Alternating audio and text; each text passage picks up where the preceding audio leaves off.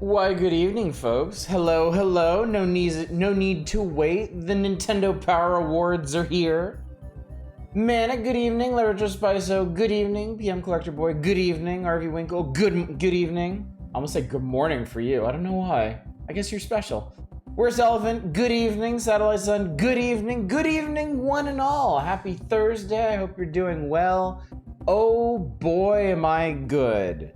Am I good? I told you I had a party today, right? Well, day drinking is real. I started the cocktail train at 3:30, I suppose, and it's just been a party since then. You're a strong and courageous knight of liquors, perhaps. I think the Academy was a beautiful VIP badge.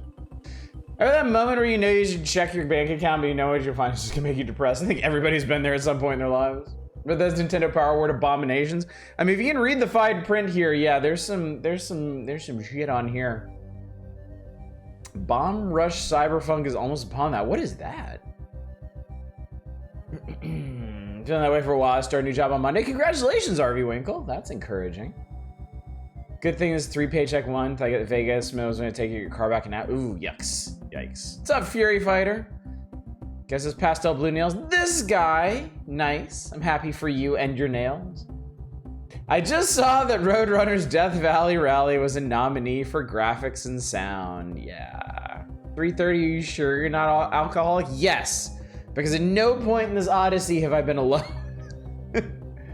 I have been in the presence of others, and I have had my habits monitored, so including by my boss. So don't worry, we're good.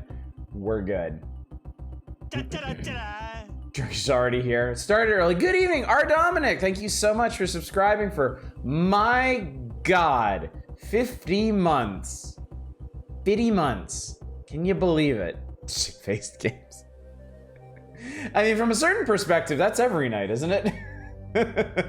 If we're not talking about inebriation. Sort of a spiritual cousin to Jet Grind Jet Set Radio. Huh, okay. You know, I never played those games. I don't remember if we've actually talked about that, but as much as people talk about Jet Grind Jet Set Radio, I've never actually touched one. I don't actually know what kind of game they are. Some kind of platformer, maybe? Rhythm platformer? Platformer collectathon thing. I don't know what they are. So it's news to me. The first one's on Steam.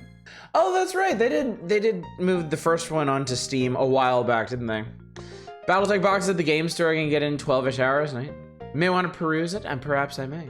Sort of Tony Hawkish in nature. Ah, okay. That might explain it, because I never got real into the Tony Hawk games.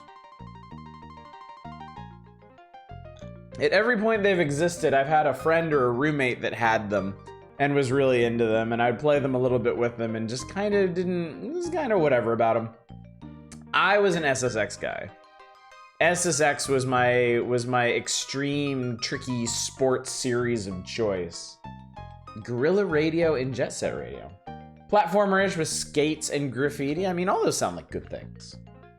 Not necessarily my kind of game, but certainly good things. Oh, speaking of not exactly my kind of game, can y'all read? See, it's on the screen right here for me, but I have to point over here to indicate the correct direction given my current orientation. Upon your screens, can y'all read the actual nominees, or are they too microscopic? Do you want me to go ahead and zoom in on them? What's up, 2-Hit at full screen? SSX the fucking bomb. I was wannabe skater boy. Tony Hawk's is my boo. I can squint at them. I'll make them big. We can resize things once we get to the actual reading of the features. Hopefully that's a little bit easier to see. Only when Twitch is easier. And people are hit the deck!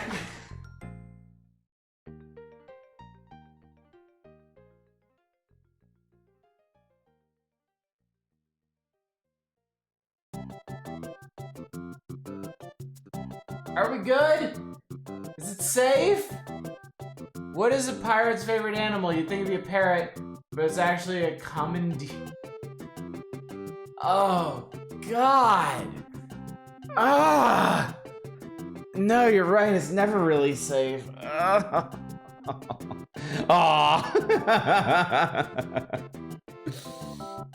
I love the Tony Hawk games. Enjoyed the NSF Underground. Oh man, Need for Speed is a series I wish I'd really stuck with, because I got really into the original Hot Pursuit. Me and my dad played a lot of Hot Pursuit and had a great time with that. And unfortunately for us, they followed Hot Pursuit with I think it was Porsche Unleashed, which just didn't have the same appeal for us. And I was just out. At that point, I was out, and I wish I'd come back or stuck around for Need for Speed Underground, because those games looked really, really cool. Love you too, Endeef. Even if you are fucking terrifying on a primal level. Is that why I've developed this deep-seated fear of puns? Is it something primal in my nature? Is it something that the cavemans learn to look out for alongside like saber-toothed tigers and like poisonous plants? Was there a primal need to avoid puns for some reason? That one hit good. I was request Roadrunners, Death Valley Rally, The Simpsons, Bart's Nightmare, and Super Star Wars based on what I see here. Yes, and yes, yeah. These nominations are really sus. Yeah, they are. They're kind of terrifying, honestly.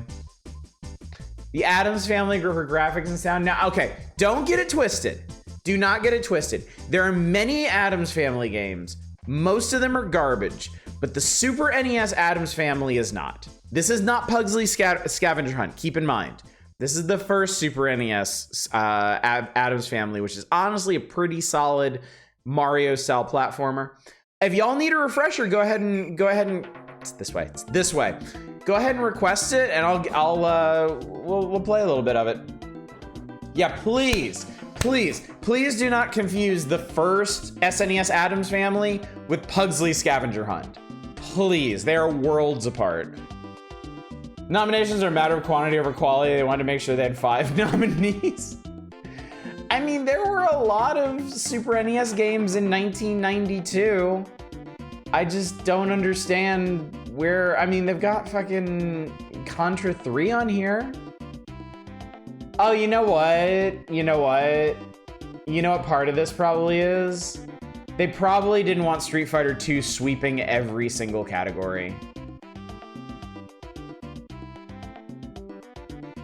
They did, however, want The Legend of Zelda: Link to the Past sweeping every single category, because they put it in every single one of these except Play Control. Yeah, the original Addams Family SNES game is not bad. It is a pleasant atoll in a sea of shit. It's got to be better than 1992 games. I agree. I feel like we must have played some of them. Check and nominate these well-trod and/or mediocre games, or they can nominate GBA games. Okay, yeah. Just a reminder to everybody, since Satellite has put in a lot of effort into this. We need one more GBA nomination to do a GBA Variety Night, and I'm gonna respectfully request that it not be Satellite Sun, because Satellite Sun has made a majority of the ones that we have right now.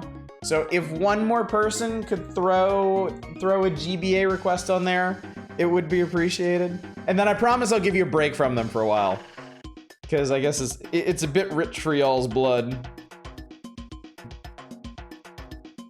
Down 25K yet? Okay. I was probably, I will take the blame for this. I was probably, well, the reason I made him 25,000 is because I didn't want to do them all the time. Okay, here we go. Let me just, actually, hang on.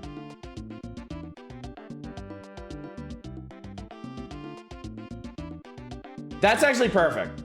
Yeah, that is actually a perfect spread. All right, cool. We got him.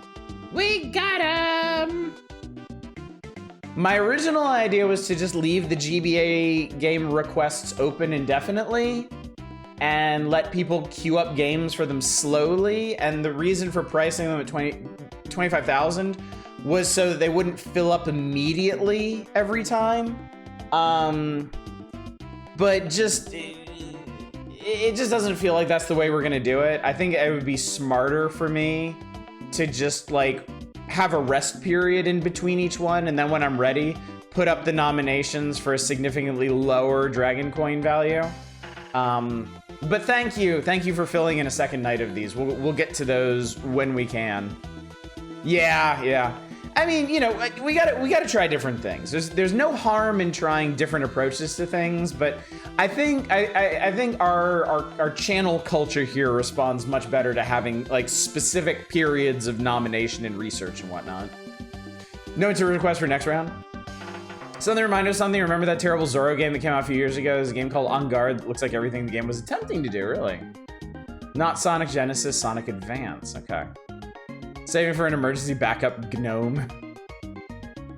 Don't want to wait for the next round. I can rescind Riviera. But no, these are fine. These are fine. I think we have we actually have kind of a theme night, I think. But they're closed for now. They're good. Also, I should have planned ahead. It's not the best time to be doing a GBA variety night anyway, because we're doing the wheel this Friday, and then next Friday is probably going to be subsumed by Blasphemous 2. So, I guess real quick, let's talk about the schedule, and then let's talk about tonight, and then let's make things happen, because things need to be happening. Tonight is the final night to throw a game onto the wheel for tomorrow night's The Wheel. We have 13 nominations right now, which honestly is plenty. I won't stop you from adding more if you haven't made your nomination yet. But if you do want to throw something on there, find something on Steam, $5 or less, chuck it on there. We'll spin the wheel tomorrow night, see which games pop up, see which games are the most entertaining of the evening. I'm going to endeavor to play as many of them as I can. We'll probably do the official wheel thing for just the first 3, but I'm in kind of a mood. Y'all pick some really neat looking stuff, and I'm in kind of a mood to like grab some random stuff and give it a try. More power hours on Saturday. No stream on Sunday, of course. And then on Monday, back to Might and Magic 7. God bless it. I'm already looking forward to that. And then Might and Magic 7 will be Monday, Tuesday, Wednesday, and then Thursday. Next Thursday is when Blasphemous 2 comes out, which means next Thursday is when we're going to start Blasphemous 2. And my tentative plan for Blasphemous 2 is that we stream it every night until we're done. It will simply be given over to the channel to stream until completion. So I think we all have a vested interest in finishing this issue of Nintendo Power this week between tonight and Saturday, which I think is entirely doable. But it may require a bit of cooperation, jolly cooperation, between yourselves and myself, to ensure that we don't request too much stuff. Bit of warning: Blasphemous 2 has boobies. I feel like that's probably the least objectionable thing that's going to be shown in Blasphemous 2. I'm willing to take the risk. I think we'll be fine. But yeah. I feel like the only real equitable way to do Blasphemous 2 is to just stream it every night until we're done, because I anticipate enjoying it at least as much as I did the original game, and I don't want to run rough. I don't want to just push out power hours or just push out Might and Magic. It's painful for me to put either on ice while I do other things. So the most sensible thing to do is put everything on ice while I'm doing Blasphemous 2. Blasphemous 2 contains religion, my god.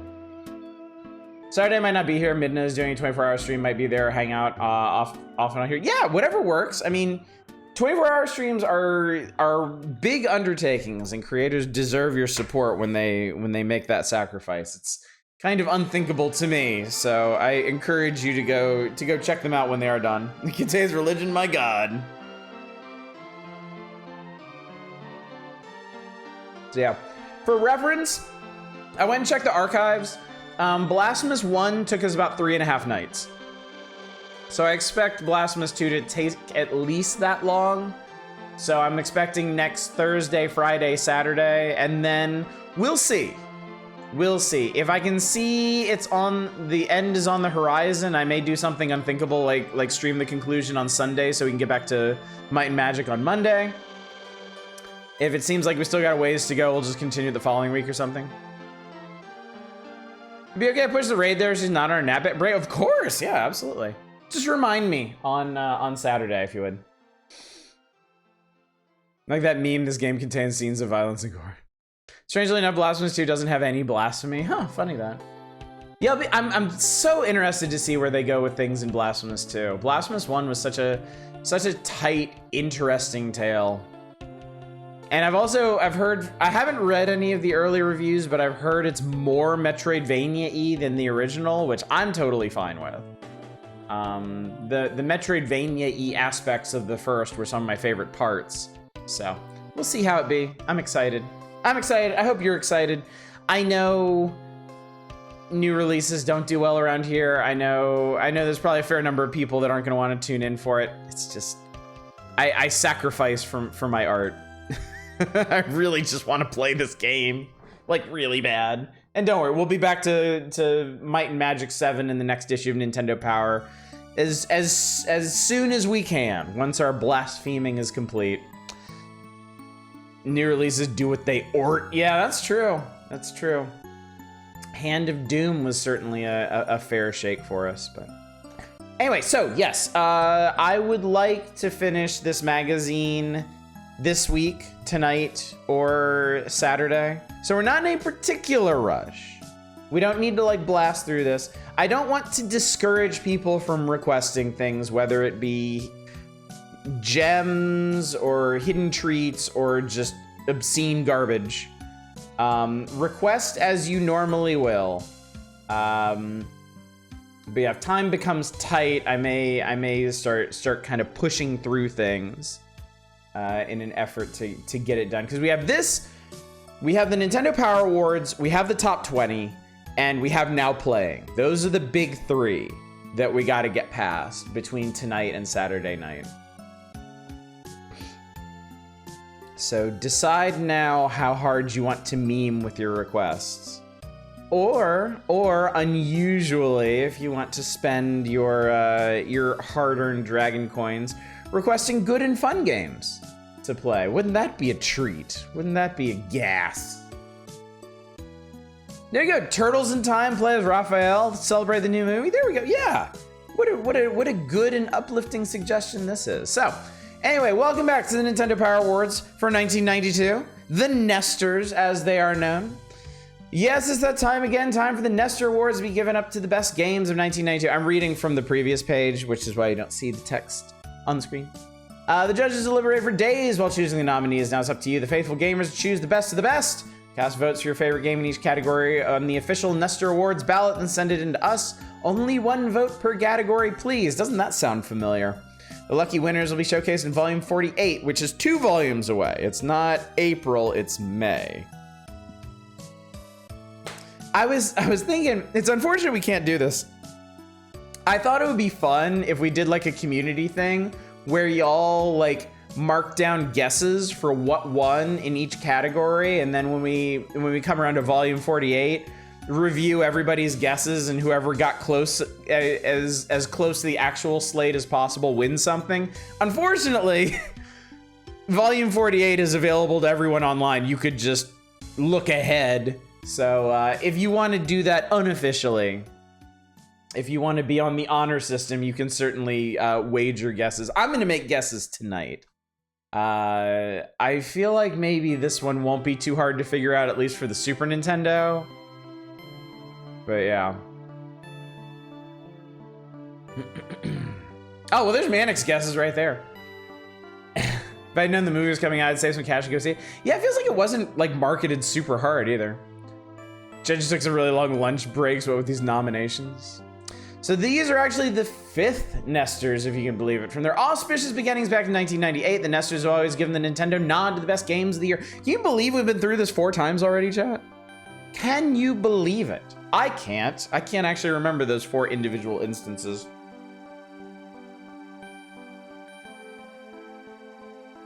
How's the AS challenge list have G.I. Joe game? Why? What is that? Atlantis? Oh, Atlantis Factor? Yeah. We'll read over the challenge blurb and see what we think about this. Just in case you're wondering what games have won Nesters, we'll take a brief trip down Nintendo Power's memory lane. In 1998, the NES was the only system that Nintendo had available. The Nestor for Best Overall Game went to Zelda 2, The Adventure of Link. While the Nestor for Best Challenge went to The Legend of Zelda. How funny. In 1989, Nestors went out to Teenage Mutant Ninja Turtles for Best Overall Game and to Mega Man 2 for Best Graphics and Sound. In 1990, Game Boy was included in the voting. The 1990 Nestor for Best Overall Game Best Overall Game Boy Game went to TMNT Fall of the Foot Clan, and the NES Nestor for Best Overall Game went to Super Mario Bros. 3, naturally. Good evening, Boot Black, and good evening, Arcane. How's it nestering today? Oh, it's good stuff. We're just recalling the heyday of the Nestors, back when they meant something, back when it wasn't just another awards show, handing out gaudy trophies, when it really meant something to the developers out there. Last year, in 1991, the competition for the coveted Nestor was tougher than ever before. The Super NES was introduced. It was also included in the ballots. Battletoads took the Best Overall Nestor Award in 1991, while the Best Overall games in Game Boy and Super NES were Metroid 2 and Super Mario World, respectively. We're eagerly awaiting your votes so we can crown the winners for 1992. And so some asshole 30 years ahead can complain about what terrible decisions these all are. Nestor bait all of them. That sounds dirty. Oh, and Shadows, good evening. Good to see you. Discover something rad. Rather odd. 2000 Sega did Weird Entertainment. Oh yeah, I saw your post on Discord about that. That thing looked pretty interesting. More like bad game, Toads, am I right? Tell me about it, Boot Blacking. You get it. Back when it had Howard Phillips, exactly, Justin Brett. Back in the good old days, the golden age of Nintendo Power. Honestly, though, you could call. I feel like you could reasonably call like 89, 90 the golden age of Nintendo Power, but we're definitely coming up on the Silver Age. And I'm pretty excited about that. Once Super NES releases really get going in like late 93 or 94, oh man, I am so excited. Also, issues of Nintendo Power are going to take like 3 months to get through. I love the first stage of Battletoads is misery after that. Honestly, after being made to play it so many times, I think Battletoads has its ups and downs throughout.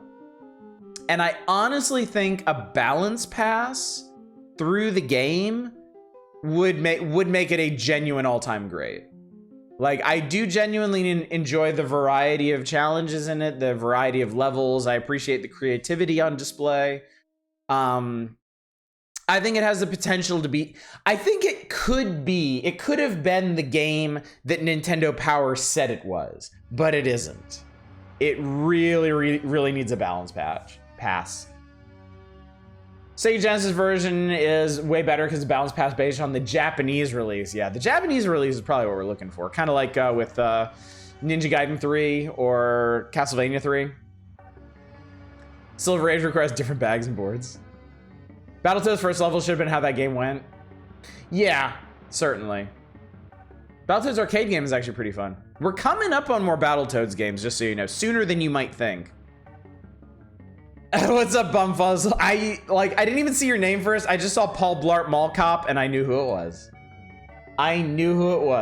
You're like the ND of Paul Blart Mall Cop. That was a movie. Ninja Gaiden 3 also would need less flashing lights. Yeah. All right, so let's go through them. For graphics and sound. So they actually bother to describe roughly what all these mean. So for graphics and sound, well-defined, well-animated characters and backgrounds are what counts the most in this category. The soundtrack should also be enjoyable and fit the overall tone of the game. For years, this has been a hotly contested category. 1992 appears no different. We'll take it a system at a time. On Super NES, they have offered up The Addams Family, Roadrunner's Death Valley Rally, Legend of Zelda: Link to the Past, Soul Blazer, and Super Star Wars. Okay. First off, Roadrunner's Death Valley Rally is right out because of the sound design. The sound design in that game is ass. It is garbage. It is trash. It is a dumpster fire. I don't know why they put it on here. I don't know who pocketed the cash to list this piece of shit on here, but it should be a war crime to even suggest as much. I'm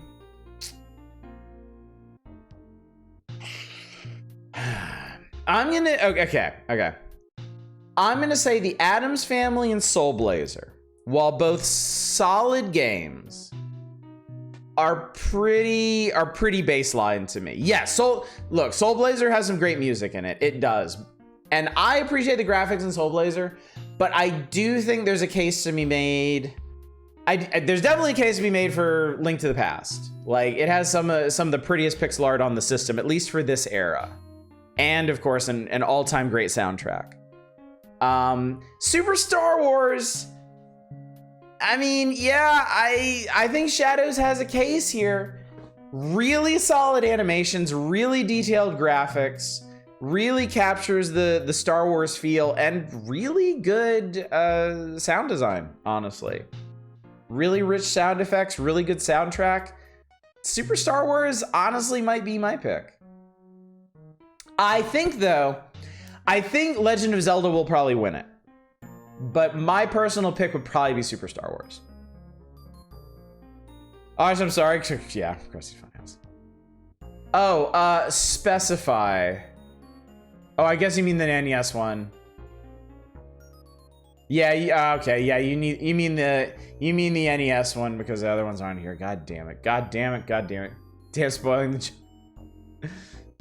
I was strategically ignoring that request. No, we'll do it. Don't worry. They ported and almost released a port of Super Star Wars to dot. I did not, Bumfuzzle. That's fascinating. Wait, do you know the story of what happened? Like why they didn't go through with it? Because I feel like that could have been pretty big. That was honestly a pretty solid Star Wars game. Zelda 3 is running away with that shit because they can push sales. On Game Boy, we have Batman Return of the Joker, Looney Tunes, Super Mario Land 2, 6 Golden Coins, Mega Man 2, and Prince of Persia. Again, Mega Man 2 is right out. Decent enough graphics, just as good as the other Mega Man games on Game Boy. The sound design is a war crime. The sound designer for Mega Man 2 should be tried in The Hague. Like, straight up. Don't know there's footage of it on YouTube and it looks great. I'll look that up. That's interesting.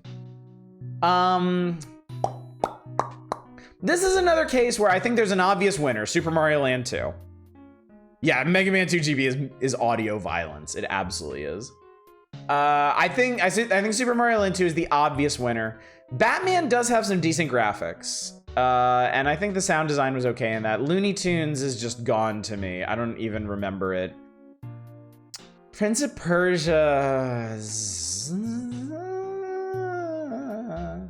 I think you can make a case for Batman or Prince of Persia, but I think Mario Land 2 would take it. And I think I would give it to Mario Land 2. There are probably games with better sound design and better graphics, but Super Mario Land 2 does do some pretty unique stuff with it. Super Mario Land 2's sound design is surprisingly sparse in places, and it's purposeful to make places like the Pumpkin Zone actually genuinely kind of ominous. And I appreciate that. I also appreciate that it doesn't look all that much like a conventional Mario game. It's sort of like a weird in-between Super Mario Land and the rest of the Mario franchise. And I respect it for that. Batman isn't bad, but can't hold a candle. Mario 2, yeah. What's up, Deep Thought? Good to see you. I think Prince of Persia is more graphically impressive. It's like, I feel like they could have put one of those racing games on there that did a really good job of simulating 3D on the Game Boy. I feel like those games are really underappreciated. I feel like people really were sleeping on those. I mean, they definitely weren't all great, but some of them are just technically incredible and honestly kind of fun aside from that. So, but I also have to assume that a big aspect of the Nintendo Power Awards is putting up games that people have actually heard of.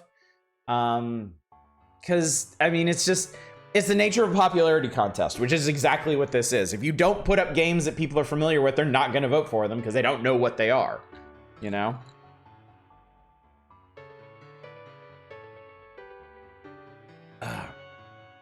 Yeah, Super Mario Land 2 is a big leap forward from Super Mario Land 1. In a lot, like on a lot of fronts, graphics and sound included. It's just graphics. I give it to Prince of Persia personally. I think that's fair. I think that's an entirely fair take. Prince of Persia, cat Persian game. Yes, yeah. You play a rotoscope cat running through a dungeon. SNES Batman has the added advantage of being able to grab two thugs at the same time and slam their heads together. That cannot be undersold. That is highly appealing.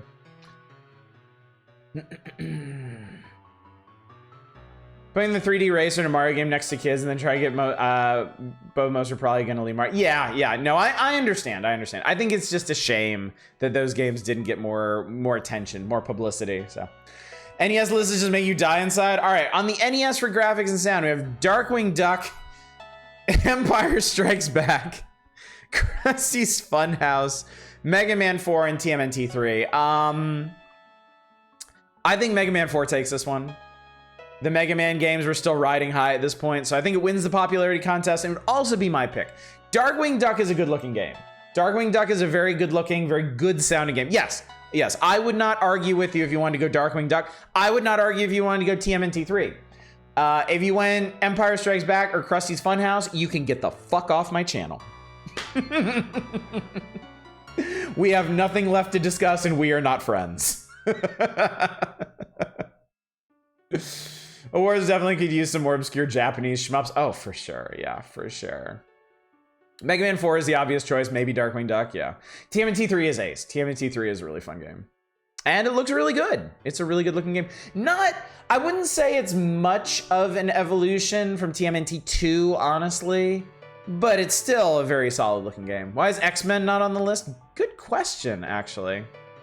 Random garbage is an aesthetic. Okay, bye. I'm giving this one to TMNT 3, if only because it's still in the height of its popularity at the time. I could see that. I'm going to predict Mega Man 4, but I think TMNT 3 is a pretty safe bet. Every viewer just vanishes after the Krusty and Empire Strikes Back comment. How dare you, sir? Impugn the good name of Krusty the Clown. All right, let's move on. Let's move on to theme and fun. Once we talk about all four of these, I'll play the requests from this page, and then we'll turn the page, and there'll be even more to enjoy.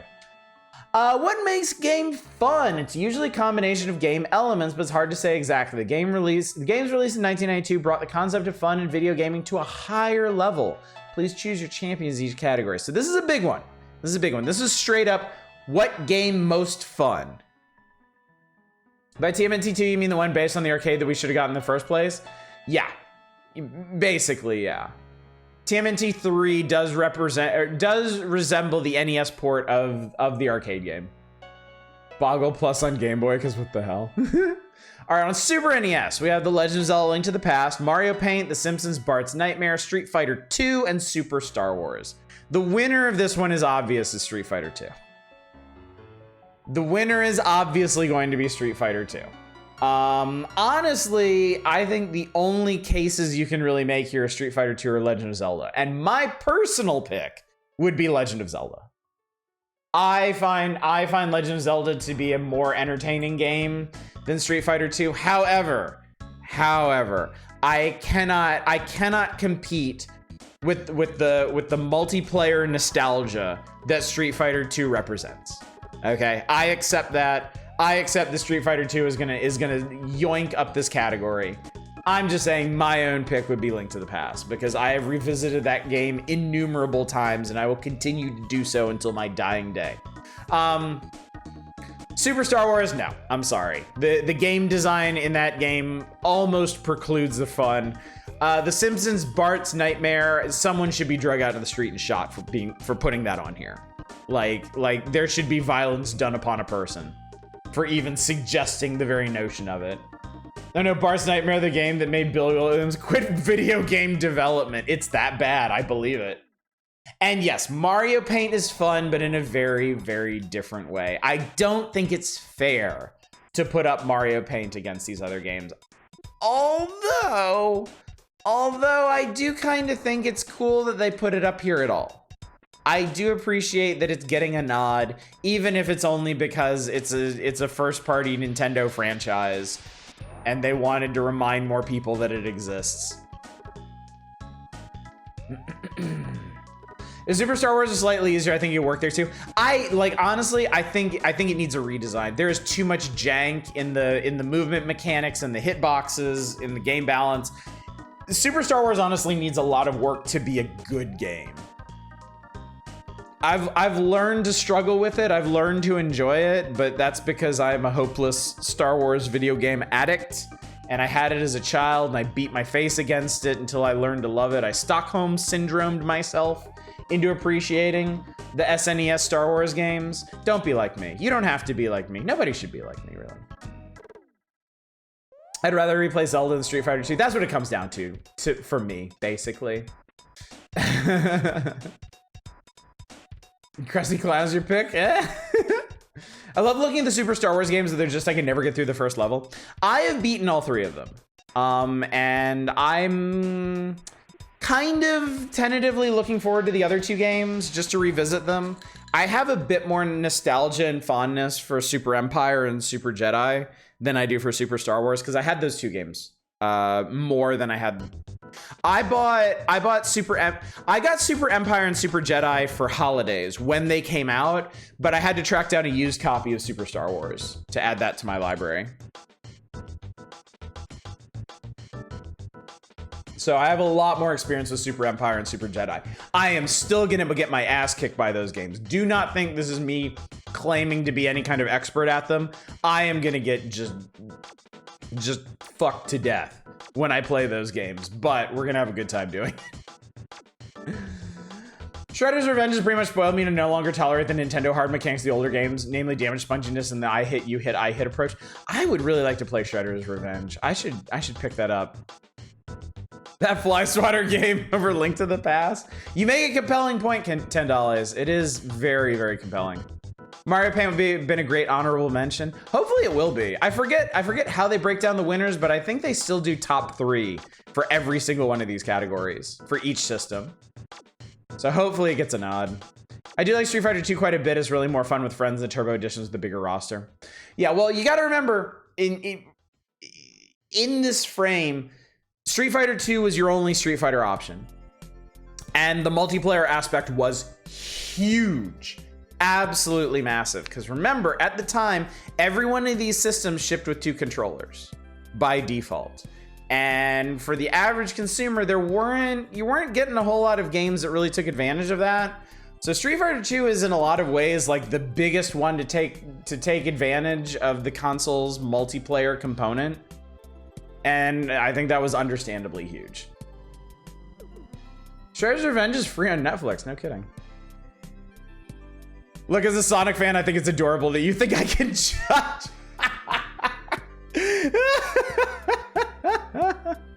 I can't wait for Will Smith to slap Nestor. That would definitely improve the proceedings. Doing top 3 out of 5 seems kind of disrespectful for the poor bottom 2. I mean, any less disrespectful than putting The Simpsons' Bart's Nightmare up against Link to the Past and Street Fighter 2?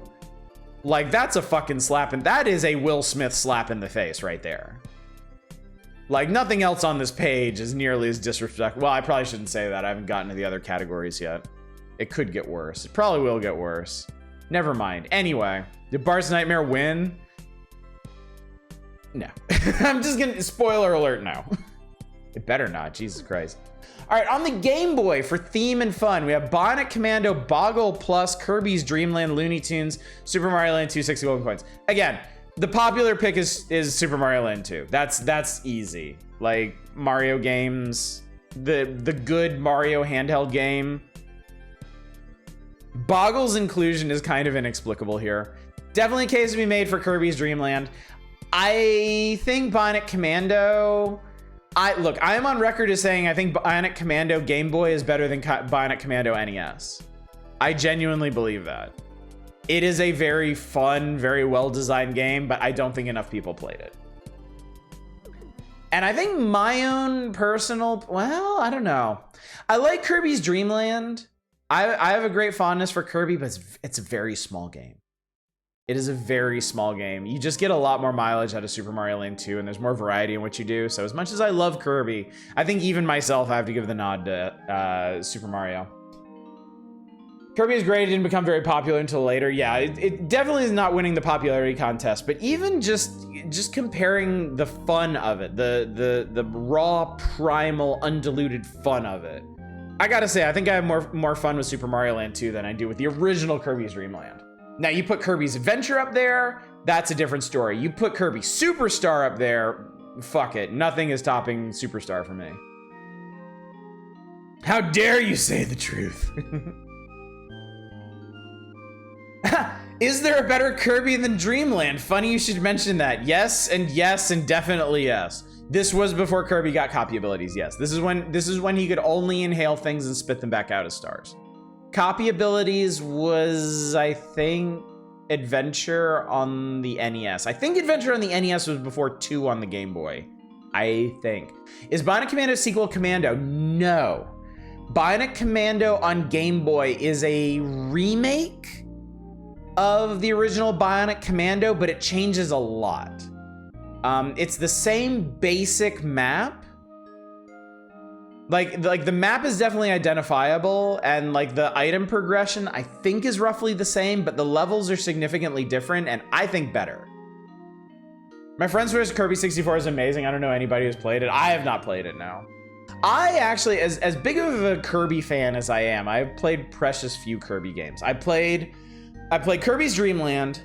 I played Kirby's Adventure. I played Kirby's Pinball. I played Kirby Superstar. I played Canvas Curse on the DS. I've played, Amazing Mirror on GBA. Squeak Squad on DS. Forgotten Land, obviously, I streamed when that came out. But I've only played 8 of the vast array of Kirby games out there. That is something long-term I would like to rectify via this channel. Game Boy Bionic Commander really is better. Kirby 64 is decent, wouldn't call it amazing. Okay. Told my readers to combine the entertainment power Boggle and the Nintendo Game Boy. Bionic Commando NES is a direct sequel to Commando. The guy you're sent to rescue is the character for Commando. Is it a sequel? I mean, story-wise, story-wise, it could be a sequel, but I feel like in terms of game design, it's more of a remake because it really is the same map with the same items and stuff. The ability to wave on Forgotten Lands trumps all. By the OG Commander designer, apparently Lean Moore is a successor to Rockin' Rope from 1983, huh? Oh, Commando, not Bionic Commando. Oh, I'm not familiar with Commando. Interesting. Okay, sorry. No, my bad. I misread that. I was assuming you were shorthanding Bionic Commando and not talking about the actual Commando. So, that's interesting. Wheel of Kirby. A Wheel of Kirby would be really fun. Anyway, NES for theme and fun. We got Krusty's fucking Funhouse. We got Mega Man 4, Rampart, Spider-Man: Return of the Sinister Six, and TMNT 3: The Manhattan Project. I feel like most of these are going to be split between Mega Man 4 or TMNT 3, and I'm honestly having trouble guessing which one is going to be which. Okay, look. I'm just gonna pick Mega Man 4 for all of these, okay? I'm going to predict a Mega Man 4 sweep. I think Manic's predicting a TMNT 3 sweep. I could see it going either way, really. Krusty is gonna blow them away. Like a suicide bomber. Commando's ported to slightly fewer systems than Doom. It was on everything. Got an NES port. It's more an Ikari Warriors type shmup. I feel like I probably played it and I just don't remember because it would have been ages ago. Never cared for the OG Mega Man Plat Loop? Plat Loop? Play this shit out Commando on Commodore 64. I joking stole his virtues to someone they started speedrunning it. Also predicting a Street Fighter 2 sweep. I think Street Fighter 2 sweep is the safe money. I think the only reason they didn't put Street Fighter 2 in every single category is because they didn't want it taking every single category. Play loop? Oh, okay. Mega Man 4 is so solid. My experience, so I've been playing the old Mega Man, the old NES Mega Mans a lot in recent years. I've been streaming them as we get to them in the magazine. I've also been playing the remakes in the Mega Man Legends collections. And having played through the first 5, they are each distinct in their own special ways. One is painful. Mega Man 1 is painful and is better left unspoken about. 2 is great. 2 basically pioneered the Mega Man gameplay that we all know and love now. To me, 3 refined it. And 3 ends up being the better game because of it. It takes everything that Mega Man 2 did and I think makes it better. Mega Man 4, I feel like Mega Man 4 is a bit of a rough transition because that's when they added the Charge Buster, but I also feel like they weren't sure how exactly to balance that, and as a result, a lot of enemies in 4 feel needlessly thick. Like Mega Man 4 in retrospect feels like more of a slog to get through than 2 or 3, and I think it's because enemies take longer to die. This may also be bias on my part because personally, I'm not really a fan of charge shots overall. Doesn't really matter the franchise. I don't like charging up shots while I'm just running around doing other things. And I feel now that I've played a lot of games with charge shots, I feel like game balance tends to be better when you don't include those. Mini bosses are the worst, still like 4. I'm not saying 4 is a bad game. I'm definitely not saying. The only one of the first 5 that I would say is at bad is 1, and even then I'm hesitant to call it bad because it was so influential. It was so important. 5 is not bad, but 5 is definitely the hardest. But I feel like once you understand what 5 is asking of you, 5 is really solid. Did you play Mario Land 3 when Wario's the... I borrowed Mario Land 3 when I was a kid, and I played through like half of it. But it was so long ago, I don't remember a whole lot about it. So when we get to Mario Land 3, it's going to be new to me. I'm almost certain every kid in 92 favorite Street Fighter 2, Star Wars, and TMNT. I don't know about Star Wars. Street Fighter and TMNT, definitely. I think every kid in 92 favorite Star Wars until they played the Star Wars games. I like Samus's charge shots versus Mega Man's.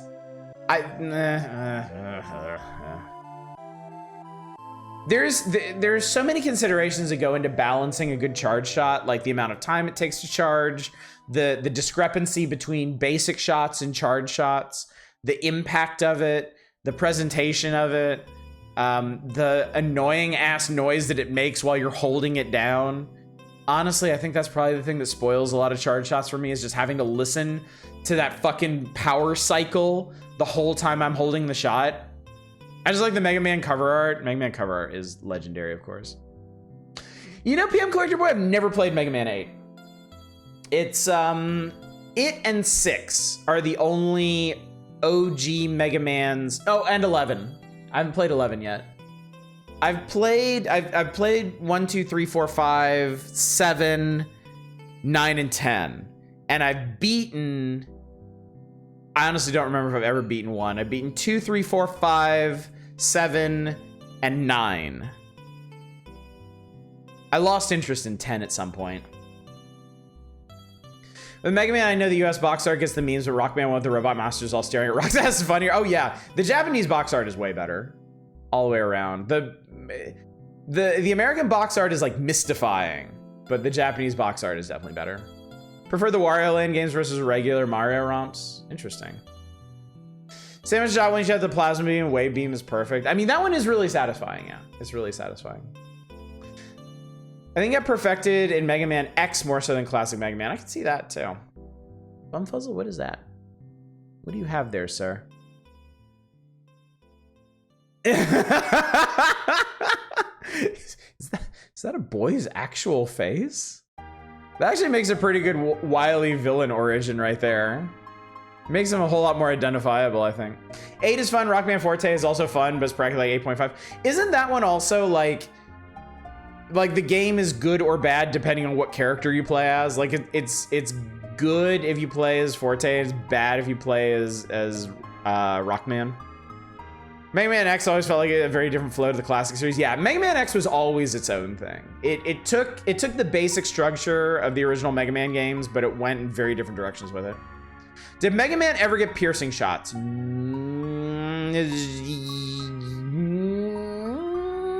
yes. In the OG series, no. I think in the X series, yes. I did see those cards you posted. Yeah, Fury Fighter. That's pretty funny. With Rockman Forte, you can play as Forte, and Forte has no charge shot. You might like that part. Yeah, I definitely might. Definitely easier with Forte because he has a double jump and directional shot. I remember seeing cursed as fuck image of one of the Mega Man models being made in faceless Mega Man's eyes. Going, ah! Remember when Mega Man X came out? We all had to fight over whether the X was 10 or not. Yes, unfortunately, I do actually remember that. Yeah. Or like base design. Base design is very solid. Yeah, good looking character. Suddenly realized that Mega Man and base games aren't even on Steam. Yeah, I don't think they're part of any of the Legends sets, right? Happier with your mouth wider open? No, I don't think I will. Everyone you knew understood it as X? I mean, it was because at that point, Mega Man 6 was either out or coming out. And people, I do remember people speculating, like, if it was going to be part of the series. Like, if the OG Mega Mans were just going to go up to 9 and, like, cover the transition. Like, I remember these schoolyard discussions. I remember them clear as day. So, might have depended on your crowd, but there were definitely people out there that thought Mega Man X meant they were jumping ahead to 10 and they were going to fill in the gaps later.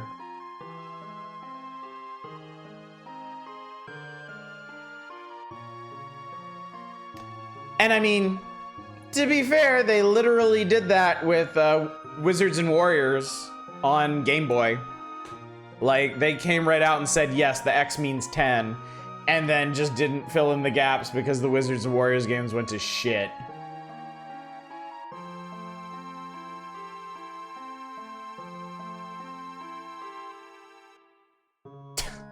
Jesus Christ.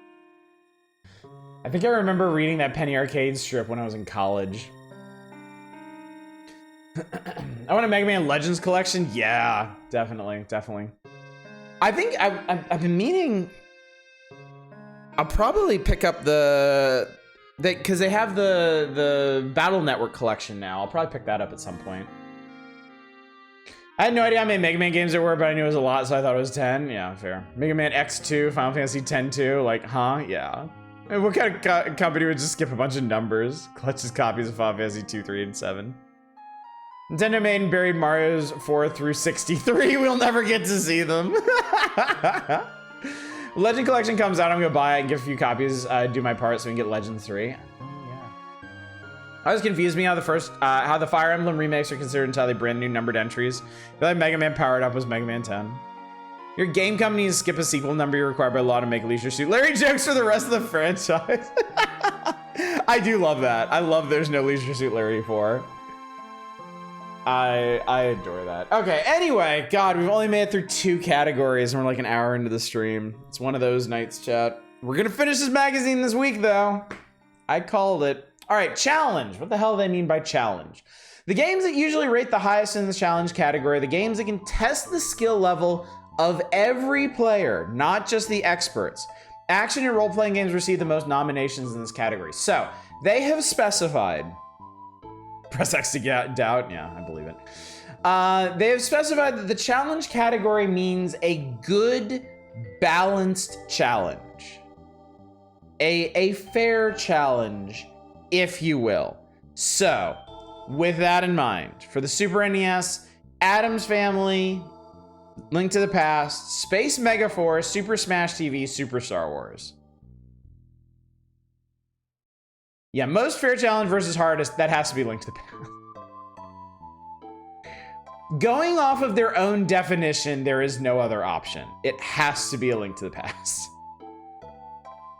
Addams Family is good for a while, but goes off the rails. Space Megaforce, no. Super Smash TV, hell no. Super Star Wars, fucking no way on your life.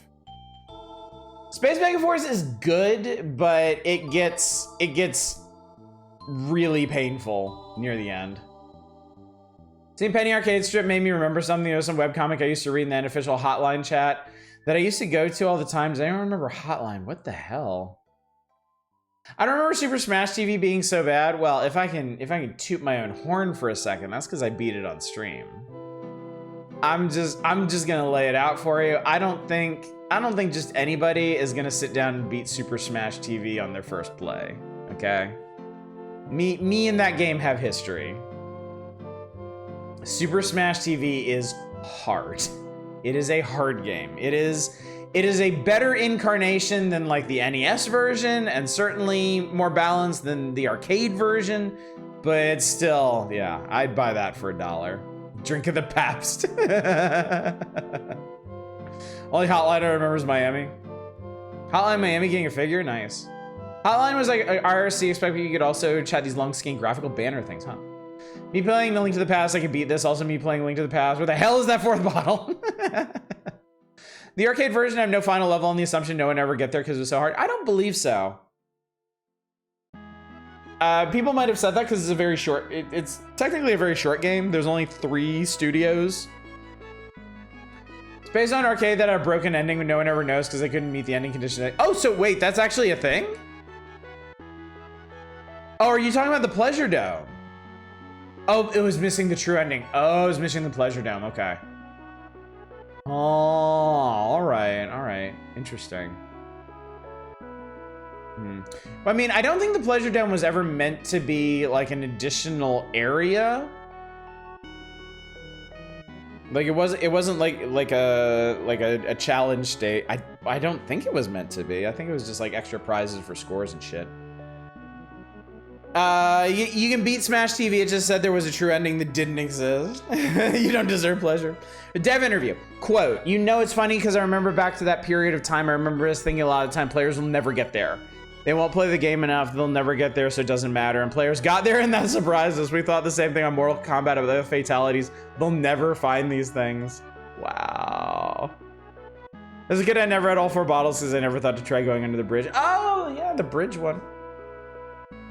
The one that I always had trouble getting was the treasure chest that followed you around, that you had to take to the guy in the desert. I have a palace chat. Someone here better remember that one. It was just for Decipher's chat. Search me. That's Greek to me. Anyway, yeah, I think Link to the Past for this. To me, no contest. On Game Boy for challenge, for a fair and balanced challenge. Batman Return of the Joker, Bionic Commando, Double Dragon, Mega Man 2, Ultima, The Runes of Virtue. Fuck. I would say my pick would be Bionic Commando. I think it's gonna go to Mega Man 2. I think gotta be Ultima. I think it's gonna go to Mega Man 2 basically just on name recognition. There's a chance it could go to Double Dragon. Also on name recognition. My pick would be Bionic Commando though. I think Bionic Commando is the shoe and Ultimate Runes of Virtue ain't bad. Who else other than me played it because I'm a total nerd? I beat Runes of Virtue so I can't have been too hard. Maybe that's how it ended up here. Maybe it's a legit consideration, which is surprising. And then on NES, we got Darkwing Duck, Dragon Warrior 4, G.I. Joe The Atlantis Factor, Mega Man 4, Prince of Persia. Again, I am predicting a Mega Man 4 sweep. Prince of Persia. I think the case... The only other case I could see here is Darkwing Duck. Darkwing Duck is a very equitable game. Probably more accessible than Mega Man 4 by a bit. Honestly, I could also see Dragon Warrior 4. Dragon Warrior 4 has a pretty friendly intro to it.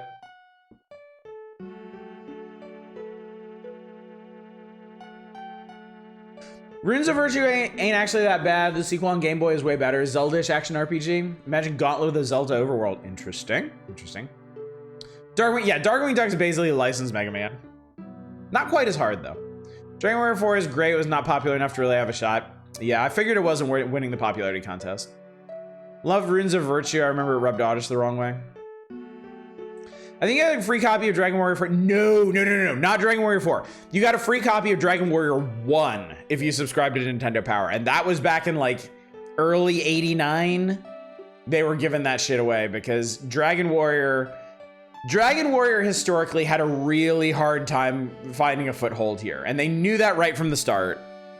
And they tried to do something about that by giving the original game away. Even that couldn't do it. To be fair, has an Ultima ever rubbed Oddish the right way? Not yet. Definitely not yet. SNS Port of Runes of Virtue is bizarrely bad. I don't know how they fucked it up. You need to know? Okay. Well, let's run through play control real quick, and then we'll get to play in some of these games. No matter how great a game may look and sound, if you can't control your characters very well, your appreciation of the game will be limited. Too true. Too true. So many games live and die on their play control. There can't be enough focus placed on this extremely important aspect of gaming. Who's in control? Rarely have I ever agreed so completely and so without reservation with Nintendo Power as their estimation of play control. For a lot of games, I think play control might be the most important factor. Like I will submit that play control might be one of the chief factors in why games like Dead Cells are so popular. Because they have a special degree of play control satisfaction. Ultima 9 Doomstream, y'all have the power. Reference, I went for the free Dragon Warrior deal and the Mega Man 3 issue wound up as your first. Huh, okay. I definitely didn't get a free copy of Dragon Warrior, and I subscribed back in January of '89. I think. Or somewhere in '89. SNES list of star-studded. We got Contra 3, Alien Wars, Street Fighter 2, Super Mario Kart, Super Star Wars, TMNT 4, Turtles in Time. Not Super Star Wars. The other 4, dealer's choice, really. I predict Street Fighter 2 will take it because it's Street Fighter 2. You can make a case for any of these. I would probably pick TMNT 4. That game controls extremely well. That is a very, very satisfying game to helm. Contra 3, I think, is solid.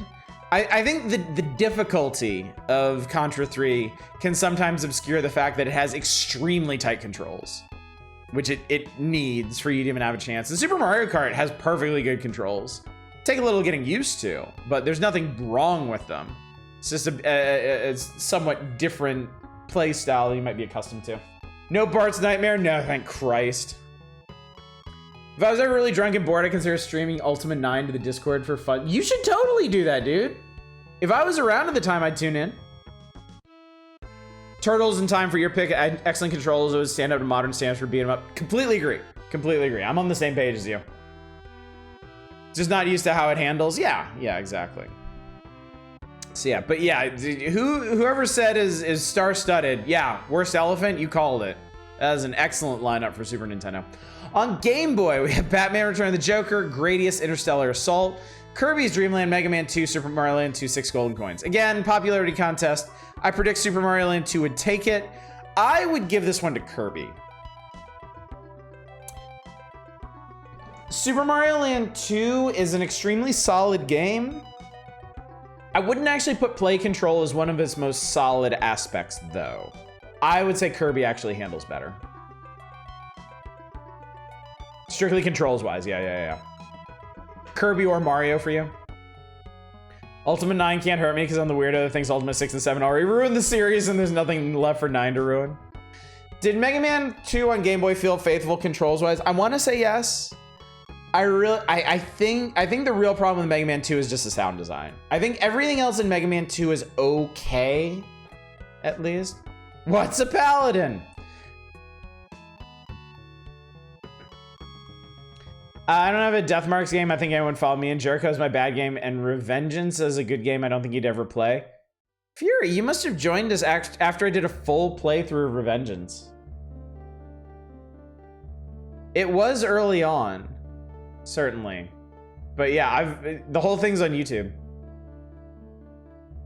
Game Boy Batman, yeah, you must have. It's there, dude. It exists. This is Ultima 6 music? Yep, Ultima the False Prophet. Ultima the Frosted Prophet. The fucking timing, holy shit. I agree with Kirby. I can see Mario Land 2 getting it. Oh, I totally predict Mario Land 2 getting it. It's just Kirby is my pick. GB Batman seems like more a graphics and sound pick than play control. I agree with that. I definitely agree with that. Not much was Paladin with you. Diablo 1, no one gonna back that. Yeah, I'm gonna veto anything Blizzard. I just don't want anything to do with them. As much as I love old Blizzard games, I'm satisfied to just bury them and move on. And to be fair, if I was gonna play an RPG, I would either stream Grim Dawn or I'd wait for a new one that's coming out. My Deathmarks game is Dark Souls 2 Scholar, but probably only get third of the way there in support. You could always try. I mean, coordinate, talk to people, see what you can do. We're never leaving this page. Grim Dong. What's up, not a roguelike? Yeah. Yeah, we're following in our forefathers' footsteps of last week, doing 1 page per night. You can play PSX Diablo 1, that way Blizzard gets no money and you're punished for your hubris.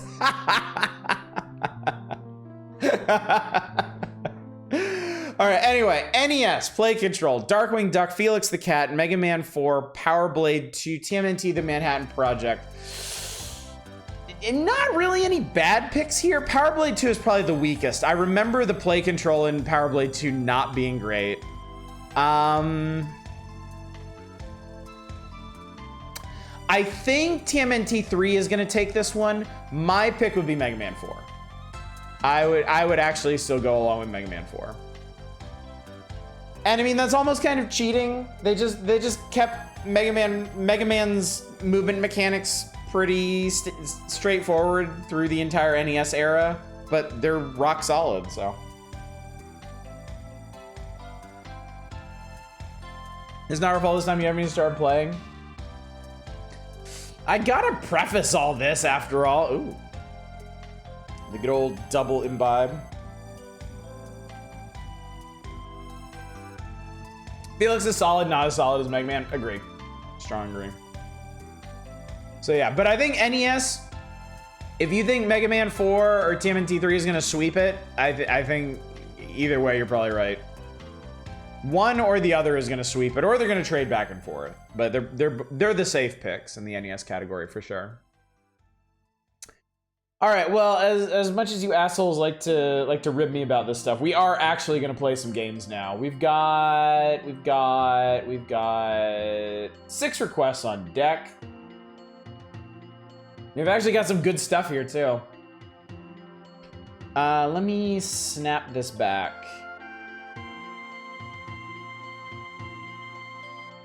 There we go. We'll put you back. I'm good. Oh God, no, I didn't mean it. I'm sorry. I'm sorry. I'm sorry. That's what I want to do. I want to move myself back up to here. Refund me for Krusty, make it 5. All right, fair enough. I take no pleasure in Krusty, so I'm not gonna argue. Undo! What's on the wheel? Is that a surprise? The vast majority of the games should be listed in Discord in the Next Game channel. I have been keeping a running tally. I think the only game I don't think I put in last night's request, Juicy Realm. So there's 13 games on the wheel right now. So check Discord. It's those 12 games plus Juicy Realm. Anything outside that is fair game. Oh, thanks, Spice. I appreciate that. I can't hear. What the fuck do you mean that Roadrunner Death Valley Rally? That's some of the best sound, you absolute clowns. Dude, trade on. You're preaching the choir here. Roadrunner's Death Valley Rally for graphics and sound, and The Simpsons Bart Nightmare for theme and fun are both war crimes and should have people thrown in jail. GC Realm looks wacky. I mean, that's the kind of shit we're looking for. Weird, wild stuff. Oh, Shadows, you don't, like, I know all about Ultima 9. Ultima 9 is infamous. I've watched videos on Ultima 9. I think I actually read a screenshot LP of Ultima 9 on Something Awful ages ago. Yeah, timely Ed Sullivan reference. Don't worry, buddy. I got my finger on the pulse of today's youth. They love those Ed Sullivan deep cuts, don't you know? All right, Terra Enigma soundtrack, you take a back seat. Man, I miss screenshot LPs. Should I take that personally? Because I will. I mean, I think I've mentioned this before, but when I first got into Let's Plays, I only read screenshot LPs. I was like, why the fuck would anybody want to listen to some idiot nerd talk over gameplay? Like, fuck that shit. Oh god, sorry, flashing lights, Christ. My bad. Let's get into it. Doggo fell asleep on the bed, he never falls asleep on the bed. Can I take credit for that? Cowabunga! All right, Raph was specifically requested. What's up, April? Every young boy's 90s waifu, April O'Neil. Do you think she could fit anything in her chest pockets? I've always wondered that. Yeah, sorry about that, Trey Down. Really sorry about that. 3 a.m. Big Apple, 3 a.m. Yeah, I didn't think so either, Arcane. A Tic Tac.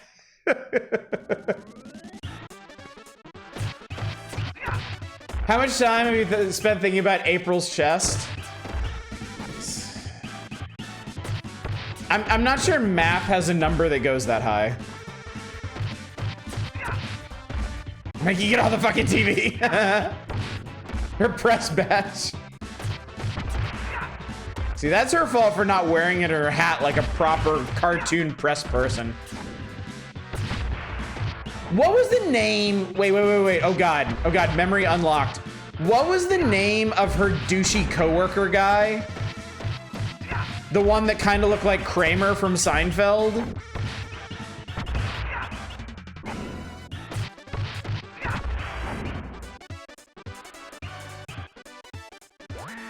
Wee.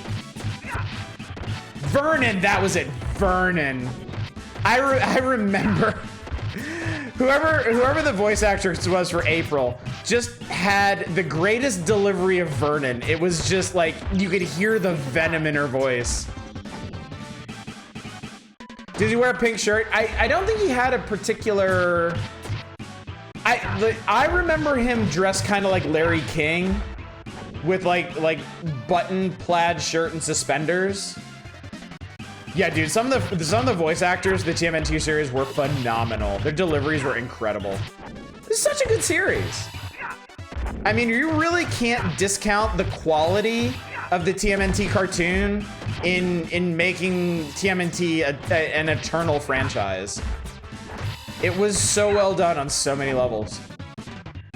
I was super impressive to get the tone of characters' interaction just from the voice. Yeah, absolutely. And yeah, so many of those TMNT actors just had it down. I'm certain I've seen a toy of him. That's a big ass dude. Oh, that's the giant crying robot. Oh, April. Good of you to phase in here to let me know to move my ass. How dare you? How dare you? Get dunked upon.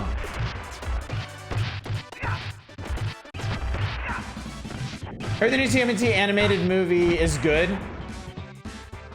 Guess April's a ghost. I guess she died. Terminate the turtles. Man, we don't even get human Baxter Stockton in this. Feel robbed. Fucking.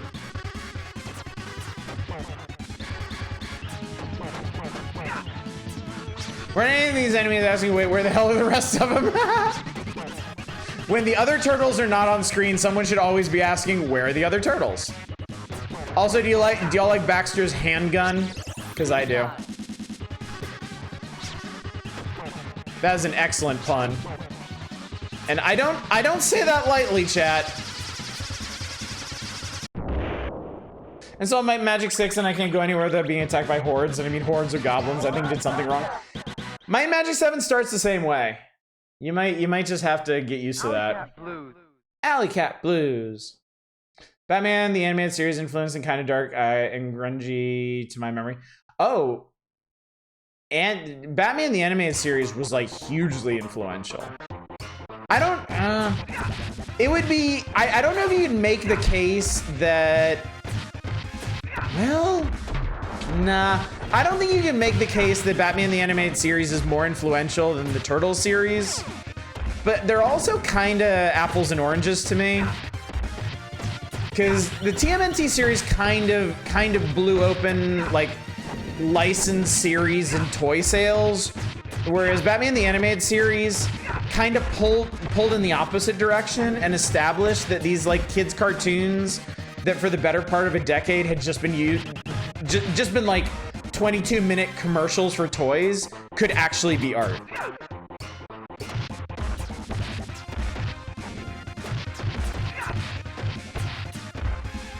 So, this cave is creepy. You live down there, you fucking weirdo. Me in the early 2000s TMNT series gave me similar vibes for more serious comic accurate vibes while still trying to be grounded. Oh, I'm sorry. I did not grok your full meaning there. My mistake. And to stop everything for a second to point out that both this game and Pilot Wings are peak examples of the SNES sound. Sure. Absolutely. This game does in fact have excellent sound design. Very, very satisfying sound effects. Excellent soundtrack. The voice clips are really well done. They actually sound clean as opposed to a lot of the voice clips in SNES games.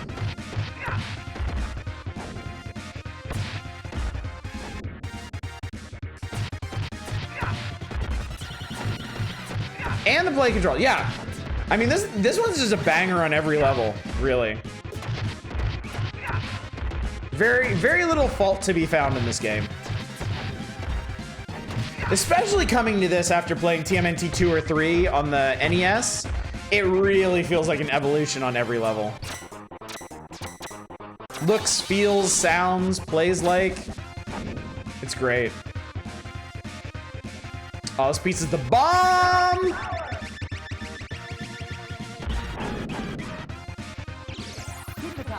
Pizza time! Ow! I stood in front of the guy with a manhole cover. How did I not know better, chat? This really does have excellent play control, too.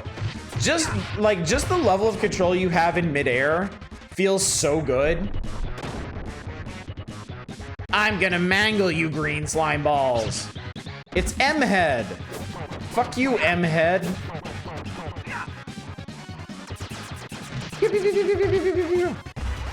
God, for a second, I thought he was gonna chuck me right down in the sewer again.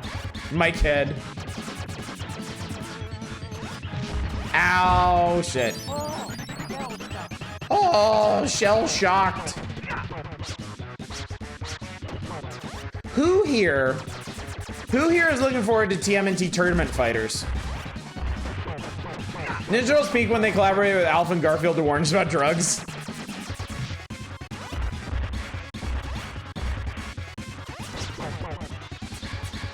Bye, buddy.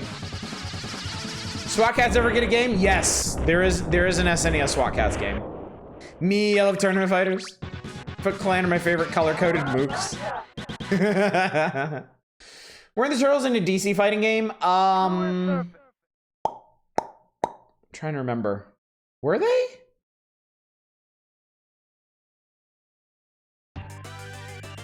Oh, they were in Injustice 2? Oh, okay, cool. Okay. I remember the Battletoads were in the what, 2016 Killer Instinct?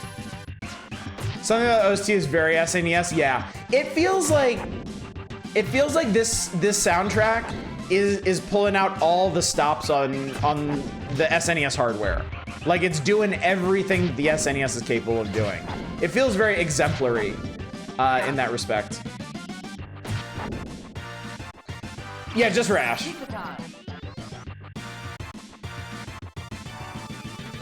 I mean, that's Battletoads. I mean, the fact that there's a Battletoads anything in a game from the 2000s, I feel like is meaningful. Net might go out a little. Oh no.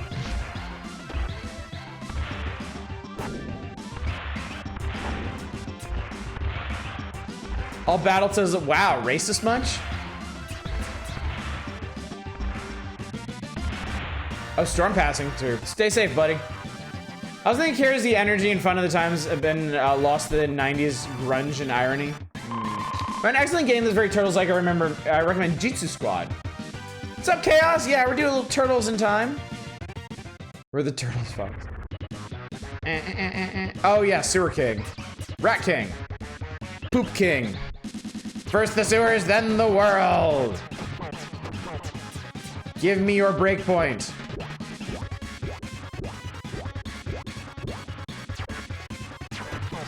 Ow. I specifically remember this toy being sold in stores. Like, I remember seeing this toy on the shelves, and I find that really funny.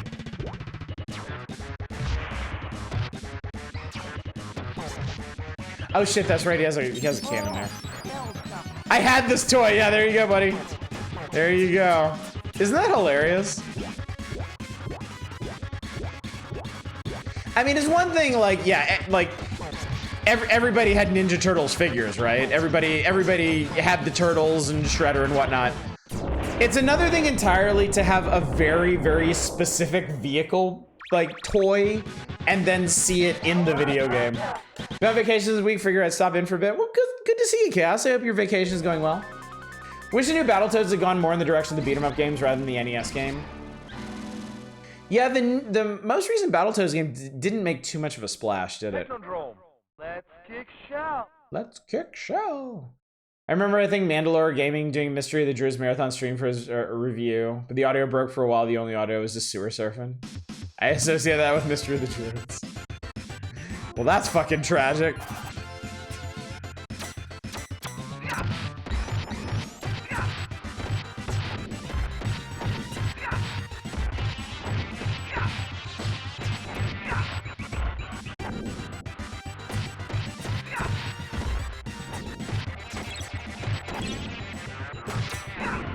Mausers!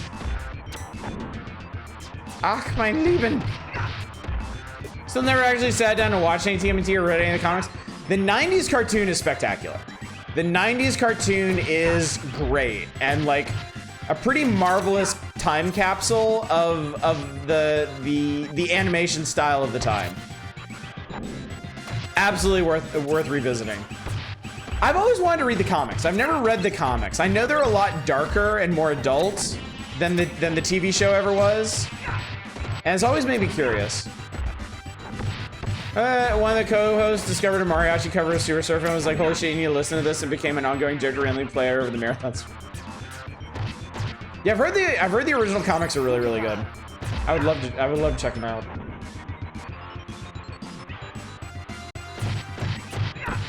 Please link the mariachi version. Oh, these fuckers. Fucking Tonfa foot. Ooh, I know what I'm gonna do about you. This piece is the bomb!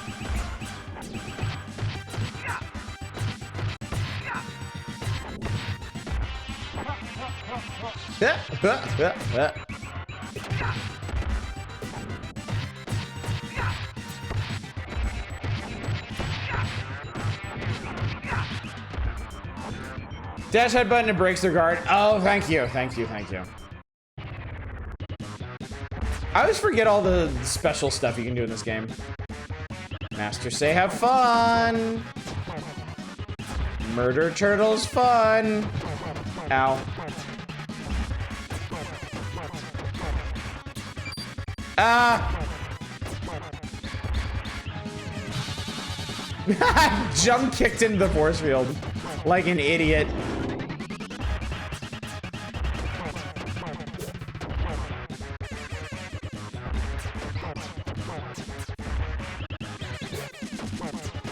Yeah, dude, the play control in this game is so good. It feels so solid. Toka and Razar from the second movie. I don't know if they actually show them in the show. I think they do. I think these are the same designs that they used in the show.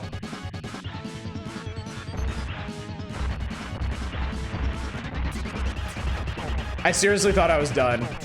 I thought they were doing their death animation or something. I forgot they just phase out, turn into an adorable little puppy and snapping turtle. Aww. I can't be mad at you.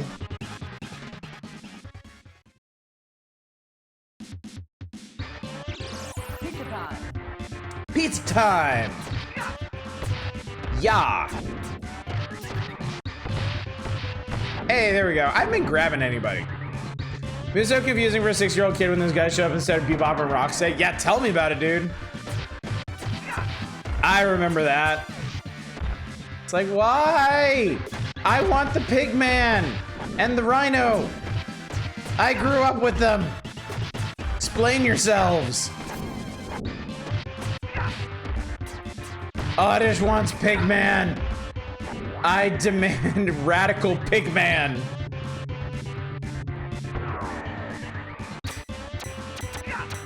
They're in this game, but I think they're much further in. Like, isn't one of them's the boss, like the pirate level? I think you get Vanilla Ice instead. Wow. Cue Adam Jensen. I didn't ask for this.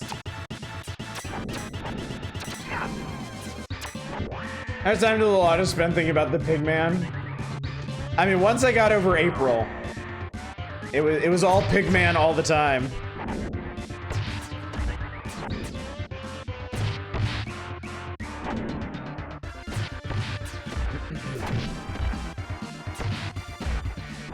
Shaboom. Monkey Paw curls and Oddish gets Pigman from Manhunt. Ah. How do you do the...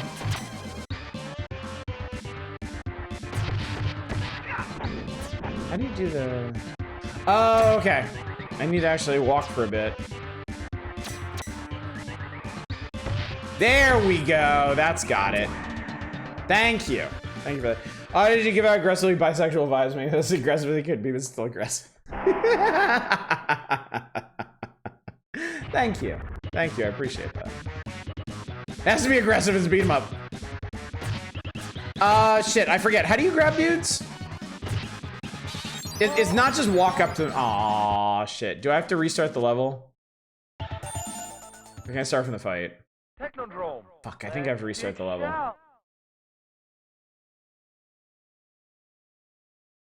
Oh no, I get to restart the fight. Cool. Yeah, how do you grab these guys? X? Okay.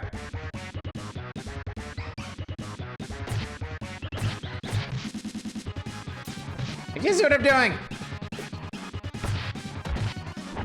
Oh, you actually you stagger them and then you walk into them. That's it. Okay.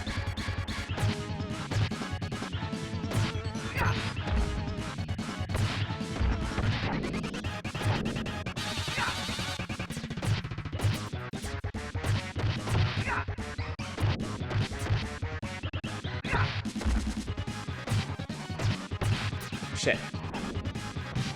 I swear to God that was it.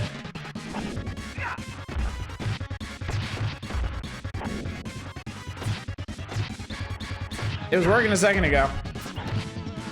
There it is. Okay, yeah. You stagger them and then like it's a very specific grab point. Like you have to be standing in front of them but not too close. Ow. Anyone else read the 2010 Mega Man's comics because they're fantastic? I did not, no. Let go of me, fuckface. Their ninja stars look like superstars from Mario. It's not just me, right?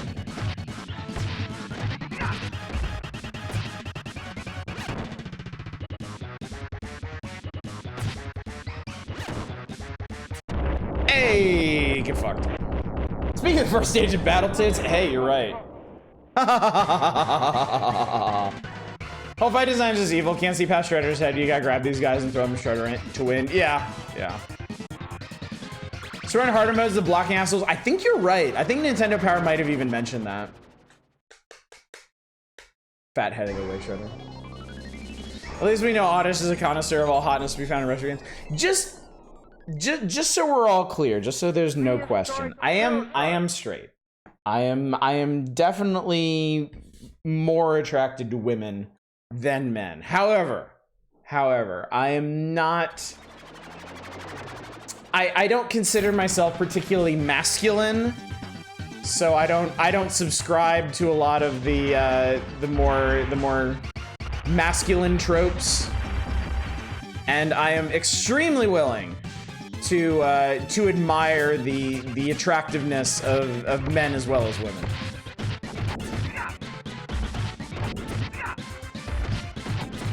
I've definitely considered in my life at several points if I might be gay or bisexual. Like, that's certainly been a possibility, but no, I really like boobs.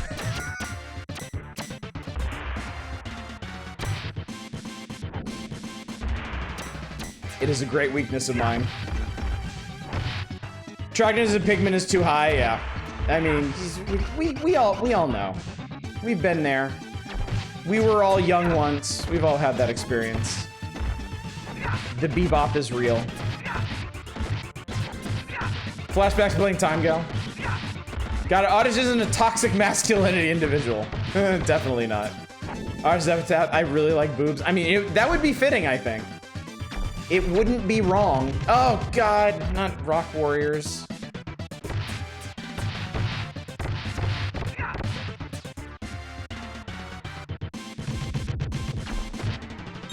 Who doesn't though? I mean, yeah. This isn't any special trait of mine. I'm just saying, it's, you know. I already forgot how this conversation started. It just feels like a fever dream.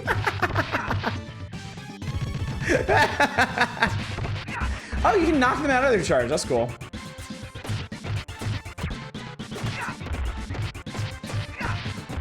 Wait. You appreciate how hot someone is with the one you can ask you with them, so yeah, probably not bi. Yeah. Very true. Very true.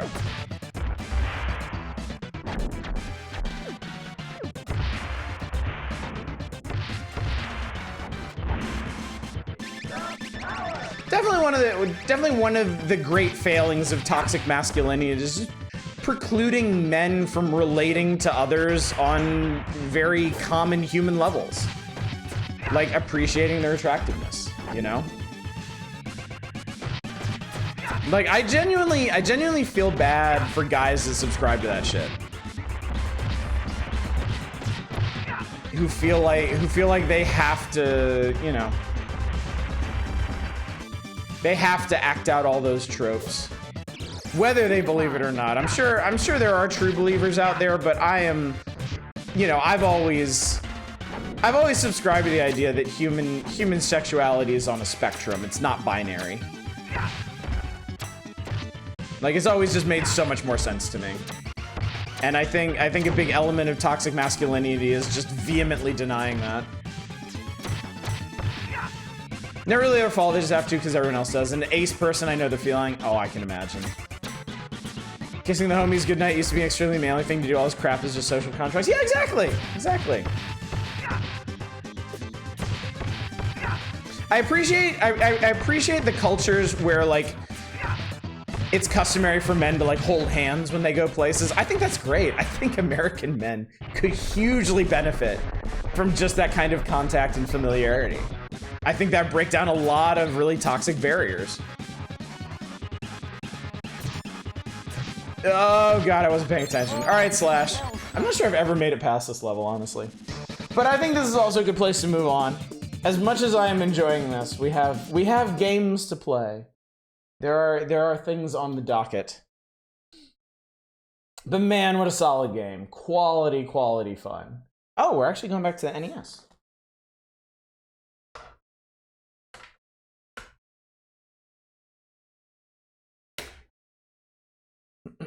Is that a movie JPEG at the bottom there? A movie JPEG?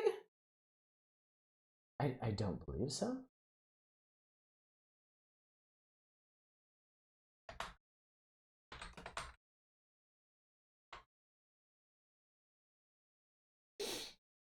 Oh, for the game over. Oh, for the game over screen. I don't think so. I know it's kind of stylized like that, but it still looked free-handed to me. Free-handed? Free-handed a word?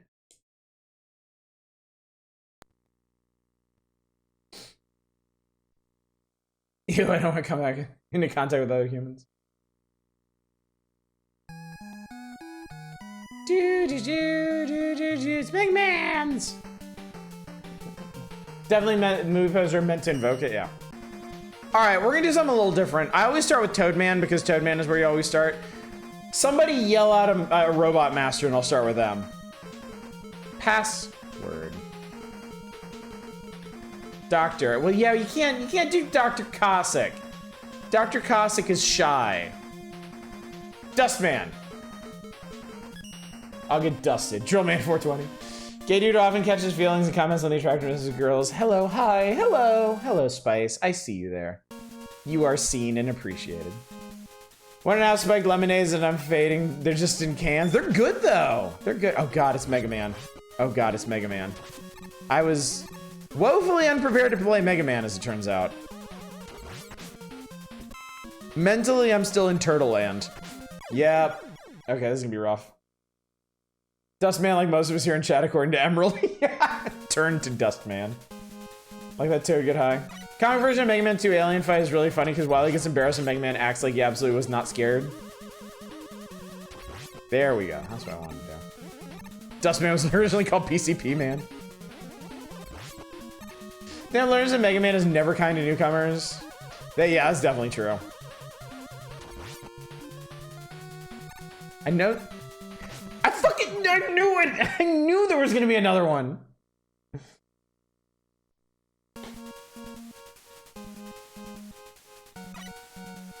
Yeah, this is a definite barrier to entry to Mega Man games.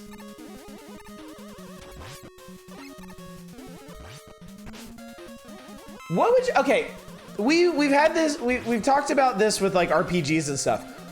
Chat, if somebody was like, Mega Man seems cool, I want to get into retro gaming and I want to play a Mega Man game, what would you point them to as their first Mega Man game? No reason I still need to get around to playing X1. That's you, yeah.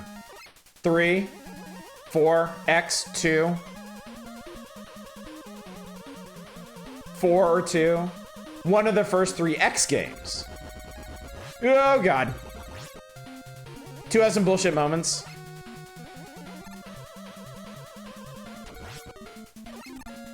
I think 1 has value. I am like, RB Winkle, I'm not gonna lie. I am actually surprised to hear someone espouse that opinion. Mega Man DOS. I'm not surprised to hear Not a Roguelike suggest that. X or 4? I was not aware there were so many proponents of 4 around here. Gnarl, do a poll. Hell yeah, do a poll actually. That'd be interesting. Holy shit, thanks for the E-Tank, dude. I need data. Mega Man 1 is a good one if you want to dissuade. Yeah, don't get into Mega Man. Here's why. I would say, I think for me,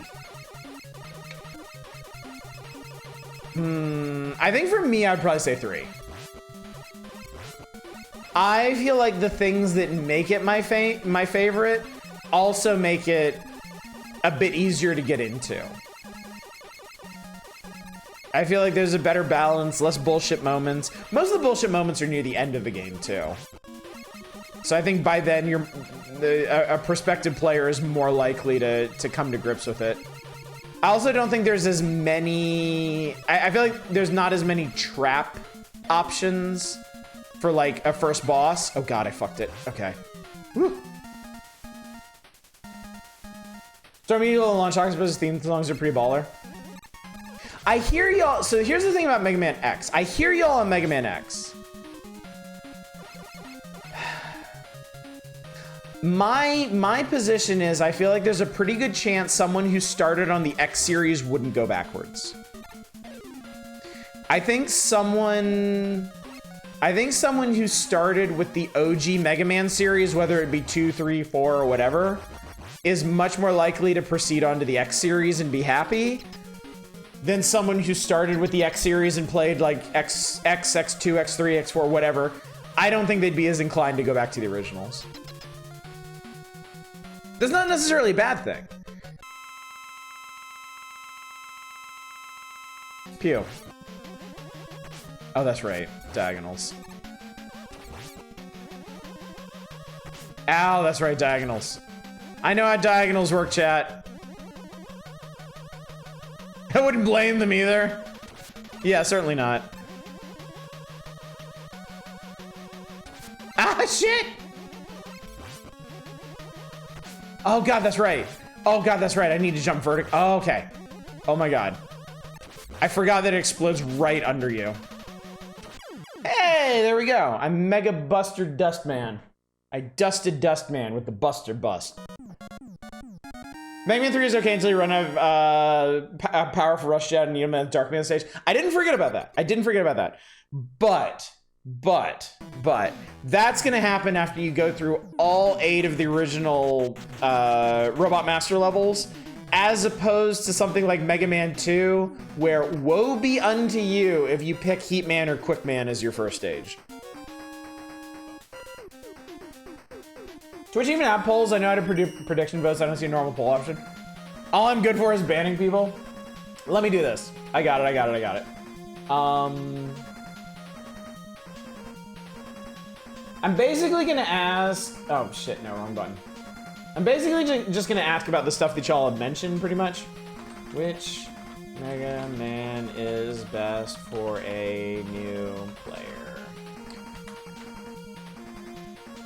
1, 2, 3, 4, 5. Oh shit, you only get 5 options. Oh shit. Fuck. This is gonna be between 1, 2, 3, 4, and X. I'll run this for 5 minutes. There we go.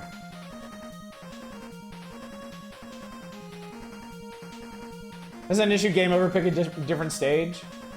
I mean, you could say the same thing about running out of Rush Jet power. I technically played Mega Man 2. I played it on emulator, rewound through it constantly, so I cheesed on the first playthrough on DS with save states. Only reason I played it was because of the very poorly aged Dwayne and Brando Mega Man 2 rep. Oh, somebody yell out actually, no, fuck it. I'm gonna do Drill Man, since Gnarl already yelled that out earlier. Later entry Mega Man games seem to have more consistent quality than later entry Mega Man X games. That is also true. Yeah, the X series went pretty far afield, unfortunately. I know I've told y'all frequently, like I don't fuck with the X series past 3. I do not like the PlayStation X games. I hate the change in style. X is a classic. 2 is okay. 3 I really like. I know 3 is not one of the more loved Mega Man games, but I honestly really like 3. 2 is just more forgettable than anything. I hate how mod controls are in 3 different places.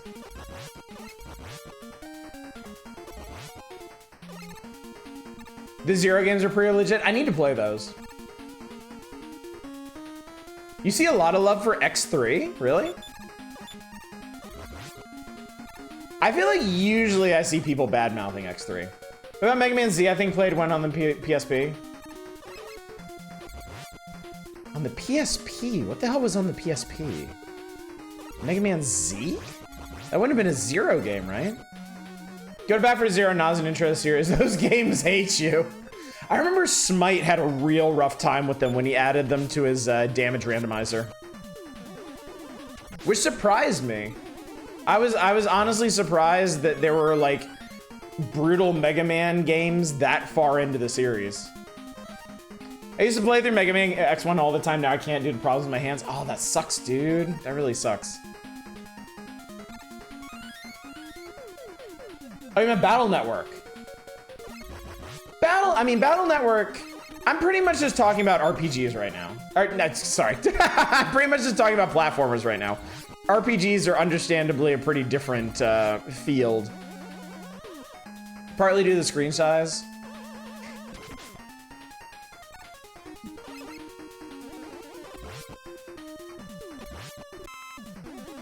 Whee! Zero really wants you dashing all over the place. That means a lot of bumping at enemies and hazards. Ah, shit. I turned floor to yes.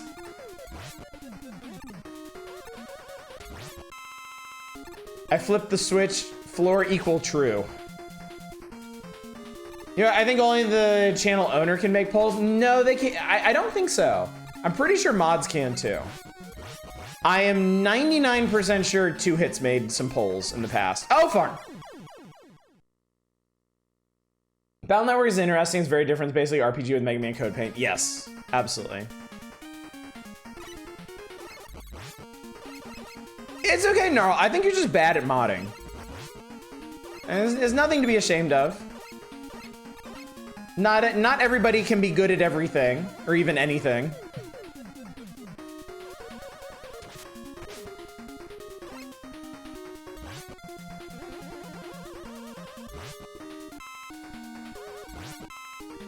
That's what I wanted. That's what I wanted. I'll ban half this chat to show you good. Sorry, I was washing dishes. No, that's okay. It gave me an excellent excuse to make fun of Gnarl. And truly, what could make my life any richer than that? Not a thing. Shit. Whew, there we go. Ah! Stupid rocks. Stupid rocks fall, everyone dies. Everyone being Mega Man. Ow.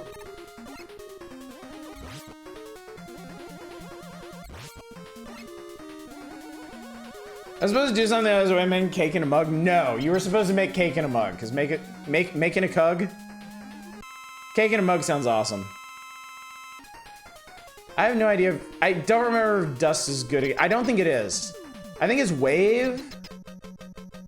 I think it's Wave against Drill Man. We'll crush some Dust though.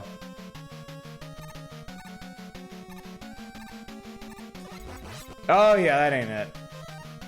That's aggressively not it. And Mega Man Powered Up was a Mega Man 1 remake for the PSP. Ow. Ow, stop shooting shitty bombs at me. Ow, fuck your bombs. I hate them. Your bombs suck. You big shitty robot. I never forget the amazing appearance of Oil Man. Like, was he super muscly? Was it like baby Oil Man? Shit, I did not want that. I did not want to touch him. Touching Drill Man is a really bad idea. I mean, if you're smarter than me, you probably understand that, but... Do not touch Drill Man. Game over. I suck at Mega Man games, guys. I'll never beat a Mega Man game. Oil Man was a choice. I think most of us know not to touch drills. I'm just checking. I'm just, you know, public service announcement. Don't touch drills, kids. All right, this next one's on the Game Boy.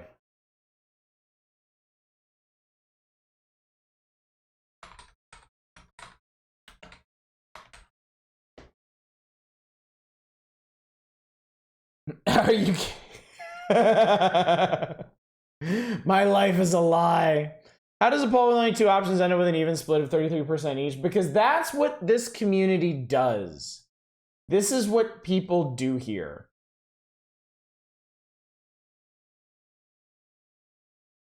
Jesus fucking Christ, y'all. All right. Well, if anyone was wondering where you start with the Mega Man series, you can start with 2 or you can start with X. Nobody picked 3 because I picked 3, and I'm pretty sure y'all are just being mean. The idea of creating assembly making a heist shooter is terrifying. Although Total War games are often hit or miss, the shooter genre is vastly different from when they've been developing. So, wait, what the hell are you talking about? We're doing what now? You're doing who to the what now? I'm pretty sure we've never played this. Hey, Drake, know what's happening, Splat. You're just in time for Boggle, and not just any Boggle. Boggle Plus on the Game Boy. Yeah, I've never played this before. It's new to me, chat. Boggle? Oh, God. I'm pretty sure they reused this music for a Monopoly game or something.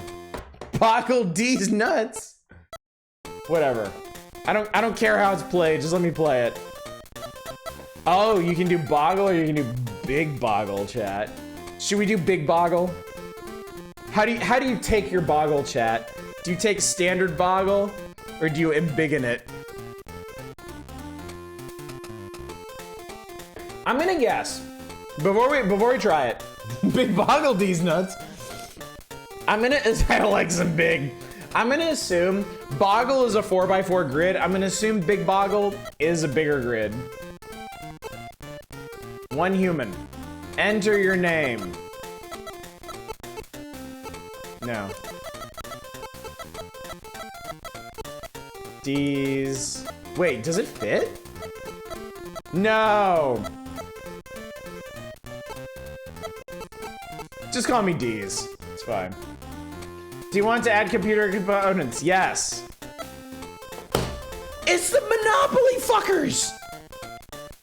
It's the same piece of shit from Monopoly! They literally just ROM-hacked Monopoly into Boggle! These bastards! Fuck you, Jim boy. Single game me. Yeah, it's a 5x5 grid instead of a 4x4. I'm just having an existential crisis. I'm having a crisis of Boggle. I could make sinners. Do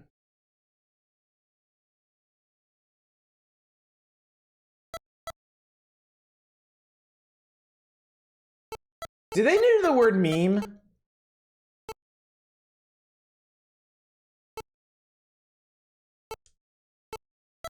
Oh, can I make multiple work? Oh no. How do I tell you this is it. This is what we're doing. Select to submit. Okay.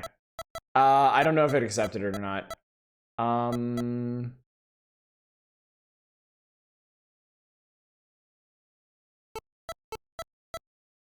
Rid? Rids? Wait, it went for rid, but beep for stick. Okay, so broop means is good. Cakes? Do we have cakes? We do have cakes.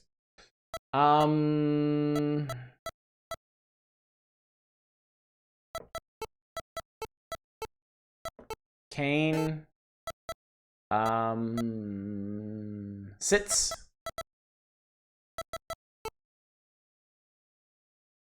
Oh, not that one. Oh, there it is. My bad. Dirt, Nick.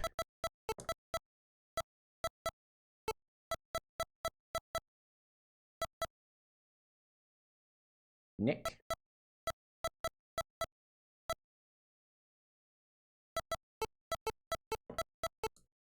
Nicks.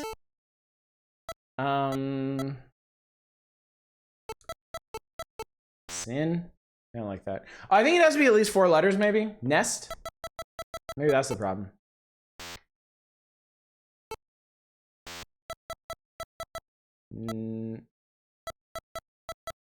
I'm surprisingly bad at finding these when you call them out. Cinema, you fool?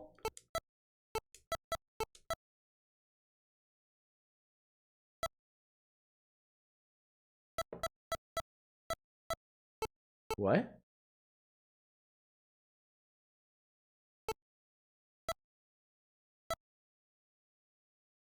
They have to connect. They have to connect. Mean. I got mean. Okay. I've never played Boggle. Cinema, you fool! Oh, I've never played this game. How do we do? They did not recognize meme. I reject your unrecognition. I scored 10. Jim Boy scored 6. Cool. Great. That's it. That's Boggle. Thanks for coming to my TED Talk, everybody. Let's play conventional Boggle. We are still D's. I will add Charles. I will be owned by Charles.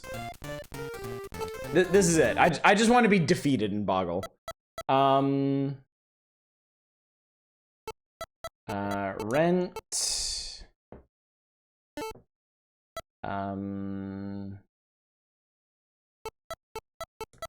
Dent.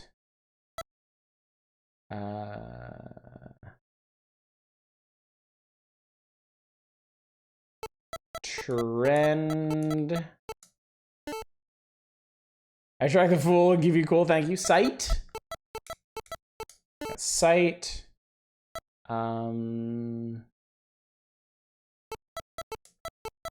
Lick.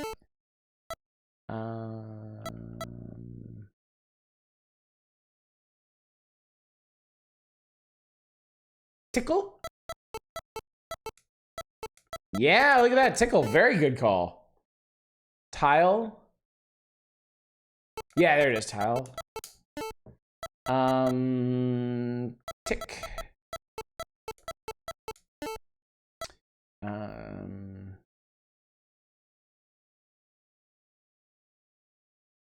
Could almost make enter. Cited.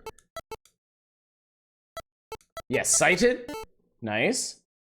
Rend. Rend is such a good word. I had to think about that. Scent. Identical in the dictionary.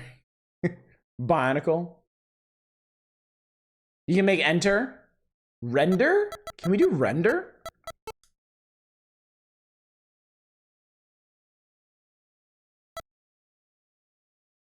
No, because you'd have to... Oh, wait. No, because the D is up here. Wait. If I go... No, wait. Ren... That's it. Oh, damn. That was great. That was great. Tender?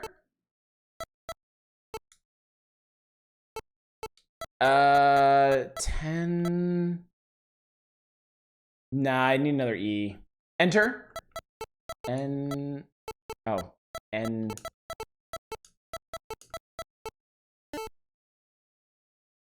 You can almost get erectile, don't remind me. Neck deck.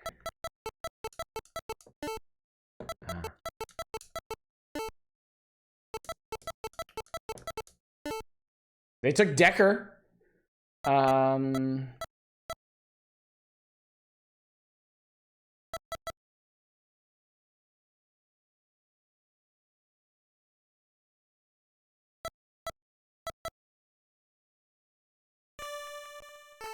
Lice? Boy, the last 10 seconds sounds horrible. Recite? Let's see if we beat what's his face. Unrecognized. Fuck you.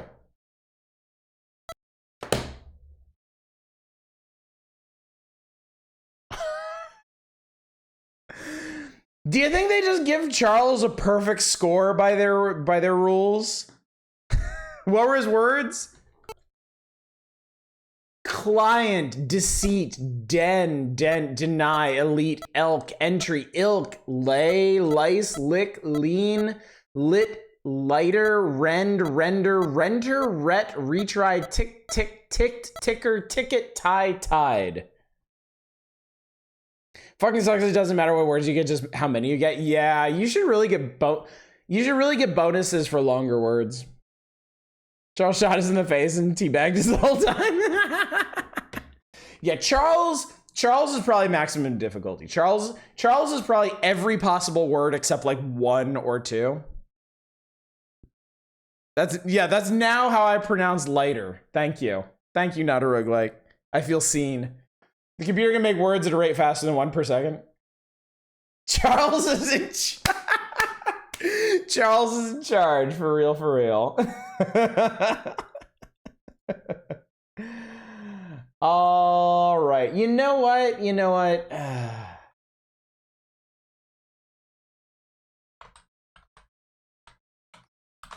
Since we're already on Game Boy, let's just skip over to this. We got 2 more games to play before we can turn the page. Don't worry, chat. I got a good feeling about this. I'm sure it'll be fine. This is really in charge to be played by Scott Beowulf. Yes, I know it's liter. But I didn't process what the word was when I was going down the list. So I just wrote it. Oh my God. It's fair to correct me on that because my brain is hardly working at the moment. I've had too much fun today. And by fun, I mean alcohol. English major, everyone. Ultima, what the fuck is it? Runes of Virtue. Okay. We're gonna play us some Ultima Runes of Virtue on the Game Boy. You think of leader? Funcahol. Do we have to? Yes. 2Hit said we had to. It's Ultima time. Sit down and shut up. We're the Avatar. Shamino the Ranger hails from Trinsic, a well-balanced fighter. He is quite proficient with his magic throwing axe. The best swordsman... I'm sorry, did the music just break? Is it just going... Hey, fuck you, buddy! The best swordsman, Jahelm Dupre, is a master of close combat. His lack of speed is balanced by being the only champion to begin the game with armor. Iolo the Bard, the smallest and swiftest of the champions, hails from the village of Britain. They're talking about his dick. Since he's a superb shot with his longbow, he likes to avoid close combat, compensating for much. Mariah the Mage hails from Moonglow. Though she begins with but a dagger, she could wield the most powerful magic. Whatever, I'm gonna be Dupre. I'm gonna be, please enter your initials. Yes, I'm the GBA. Give me easy. I said give me easy. Eolo probably. 'Tis a dark time in the realm of Britannia. The Black Knight has stolen the 8 runes of virtue from the castle of Lord British as the boldest? The Bard.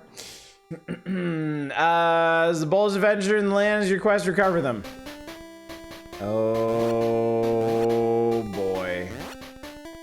Oh boy. Oh no. Oh no. I did it! I've slain the beast.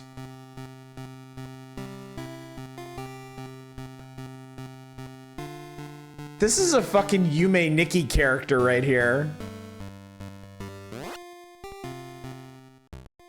It's Gnu. Downward South looks like he's taking a piss. Hi there, I'll race you to my other shop. Last one there is a rotten egg. How about you eat my ass? How does that sound? I just got a bunch of stars. I don't know why. Oh, this guy's selling them. Okay, cool. The worst Ultima game since all those other Ultima games. Here, let's buy some, I don't know what this is.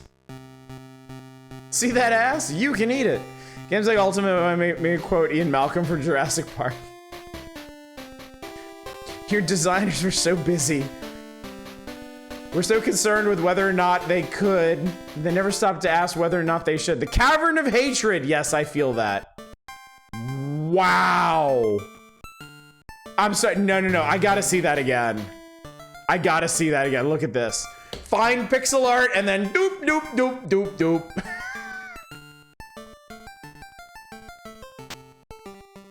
It's a Skellington. Skellington Asplode. No, not that one. This one. This one big pile of shit. What year was this? It had to be 92. It had to be 92. Otherwise, it wouldn't be listed on the Nintendo Power Awards. This is amazing. Reminds me of an early Newgrounds Sprite parody. I want to drink from these barrels. Give me the yellow one. That one is... No, the purple one is speed. I forget what the yellow one is. I like that one too.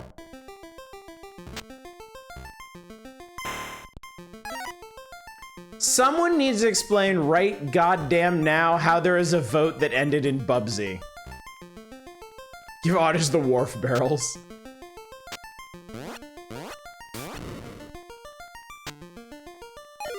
We descend into Undermountain. Hi, who the hell are you? It's Sherry, the heart rodent. Oh, accuracy, sorry. Monopoly has ended enough lives. Pick the mushroom and you can watch the monsters fight. I hope the trolls win this time.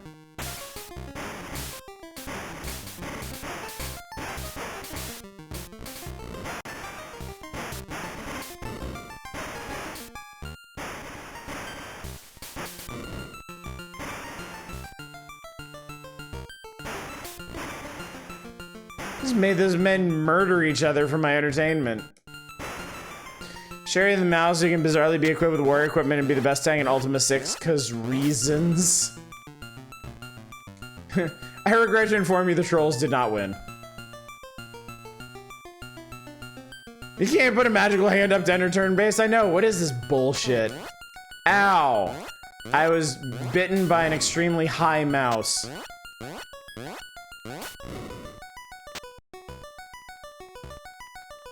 Hello, you.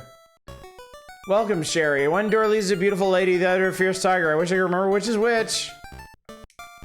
Let me in. I don't care who I find. I want to fuck either one. I found a beautiful lady. You have chosen well, and the next room is your reward. I got a gem. I mean, I would have fucked either one, for being serious here.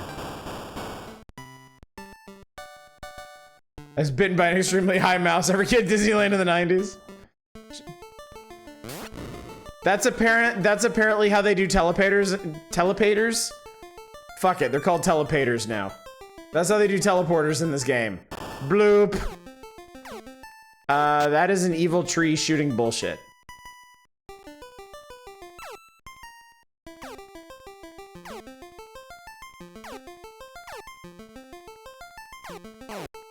Challenge accepted! Death accepted! Tell it to say telepaters in offensive southern accent. Ah, y'all, I'm just going down here trying something new. Telepater down. Thou hast fallen in battle. Let's God. Y'all got any of them telepaters I can use? I'm plumb out. Shut up, bro. Great, it's great to be here.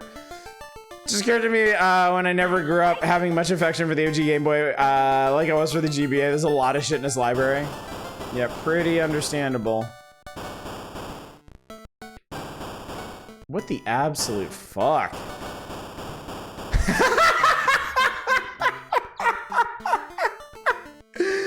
God damn it, you made me laugh so hard I farted and it fucking hurt. Fury, never in my life have I been paid such a high compliment. I thank you from the very bottom of my heart. I feel like this is truly a red letter stream for me. That's hot. I mean, what? I have never been more proud of myself than I am right now. I feel like we've all really accomplished something here as a team.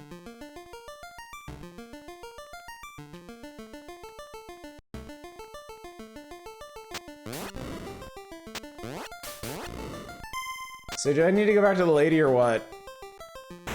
Is this still the lady? Good, it's still the lady. If there's a lady, I wanna do her!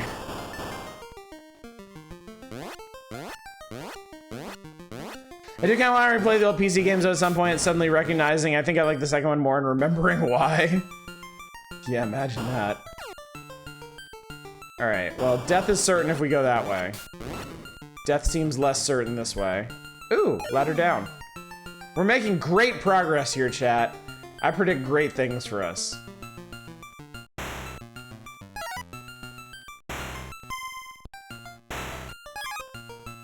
Yes, eat all the mushrooms and make a bunch of bullshit appear.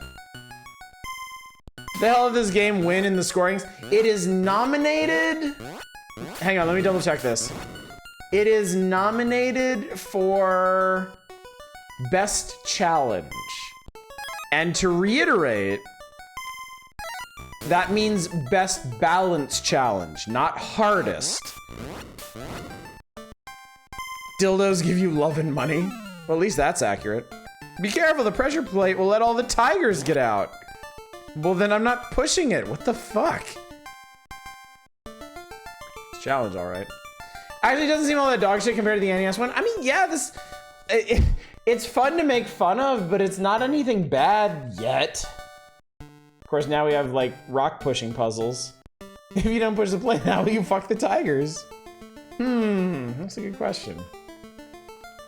You make a compelling point. Nevertheless.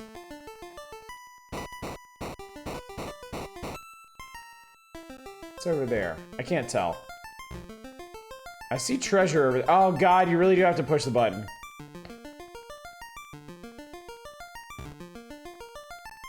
What's weird about it is it genuinely feels like an early NES RPG. That is true. That is true. Big fan of the Cavern of Hatred, personally. Ow. Tigor hurt me. I don't think this is gonna end well, chat.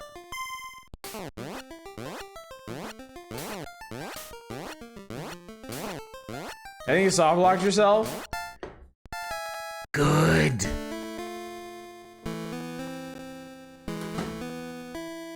Good. It's good that that happened. Is it supposed to block the tigers with the rocks? I don't know how you would. The rocks are too tight in that one room to make any sense out of it.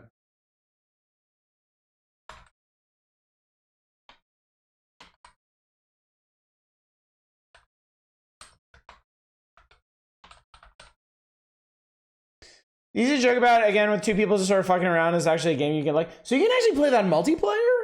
I hadn't actually processed that. You can play that multiplayer.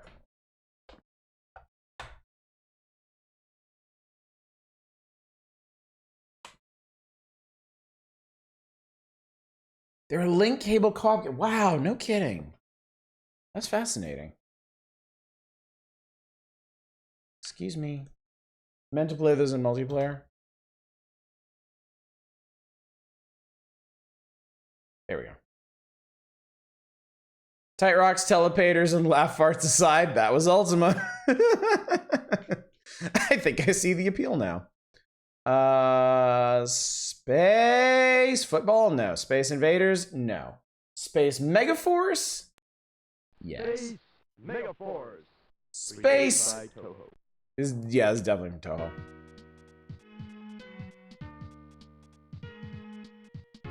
Yeah, there's an SNES game called Space Football.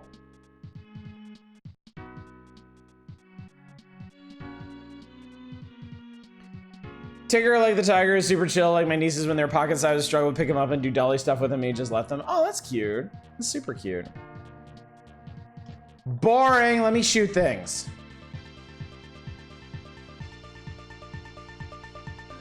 Meow. Standard game. Oh, there's a short game option. Whoa! Wrong button. Don't you hate that, chat? When you fly onto the screen and you... Oh, fuck, I remember this game now. Multi-direction shot. There's like 7 different power-up routes in this. If you want actually like fully good console, Ultimate Games, Sega Master System port of Ultima 4 is surprisingly legit great. Sorry, I was reading chat. Sorry. Multiple shot. Gotta remember this guy. He sounds kind of to me like the announcer from King of Fighters 2000. Kyo versus Iori. Round 2. Minute-long intro ran up against the limits of Otto's attention span. They weren't jingling enough keys, chat. I got bored. I either need shiny things making jingling noises or tigers to fuck. Ideally both. And then the announcer sounds like he's about to fall asleep. Yes. Yes. Missile.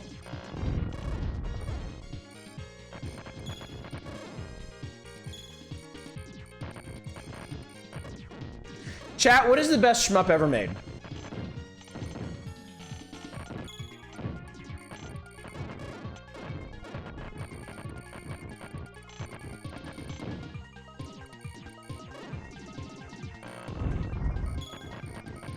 Parodius, strong contender.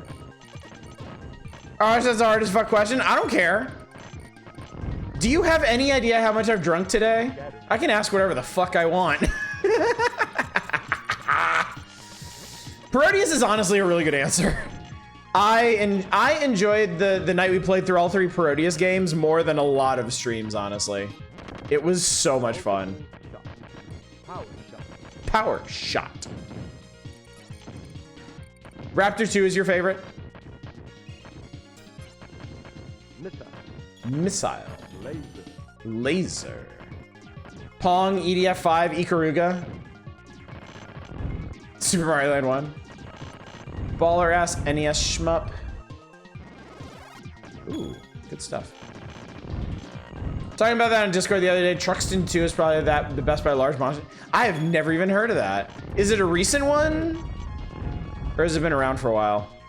I forgot how long these stages were, Jesus.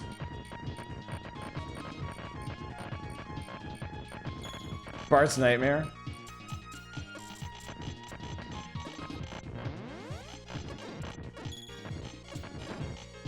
Ultimate Pinball Horror Night. You ever played Blazing Lasers? Probably not. As launch TurboGrafx 16? Then no, yeah. I have not played that one. I think, chat. I think if pressed, I think my favorite shmup of all time would probably be R-Type Final. I adored that game so much.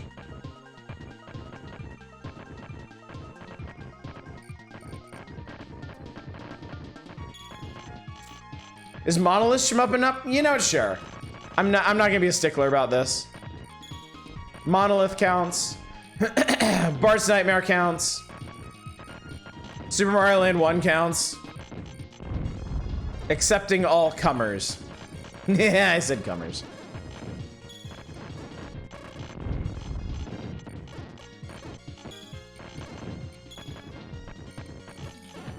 The gummy ship segment. Oh shit. All right, I'm changing my answer.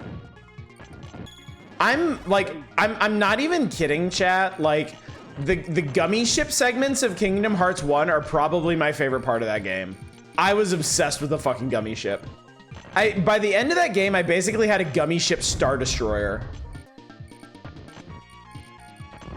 What part of Bart's Nightmare is the shmup? The Bartman segment, where you're flying around as Bartman and you have to fight like Smithers in the hot air balloon and Burns in the World War I airplane. Yeah, dude. I don't blame you for blocking that out of your memory. It's bullshit. It is tragically garbage. Play Truxton 2 straight off the archive.org website if you're interested. Well, that's good to know. That'd be good for a shmup night.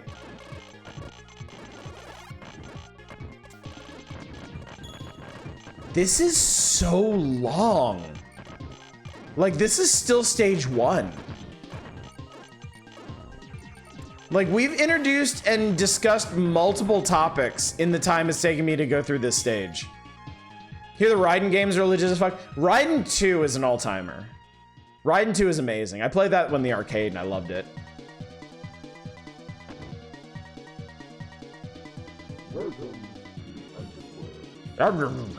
He sounds like Bacterian at the end of Gradius 3.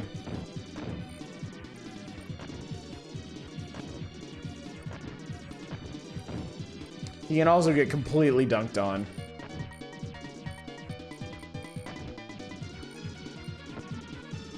Thoroughly, completely dunked upon. Give me that laser. I don't give a shit. Oh! Now, if you're wondering how the damage system in this works, every time... Oh, shit, I got Circle. Actually, Circle's really good. If you're wondering how the damage system in this works, every time you take a hit, it actually knocks points off of your weapon progression. So you lose weapon power instead of just dying. Not my favorite. Project Starship X is really fun. Hi, my friend group suddenly started replaying Kingdom Hearts or considering picking up the series. Maybe want to replay the first few. Missile. Kingdom Hearts 1 Gummy Ship was cool, but Kingdom Hearts 2 Gummy Ship was super cool. Don't tell me that. I don't want to play the Kingdom Hearts series. It's the Fester's Quest power-up system. Oh, fuck, I remember this stage. Star Gunner, is that what the old Apogee game is called?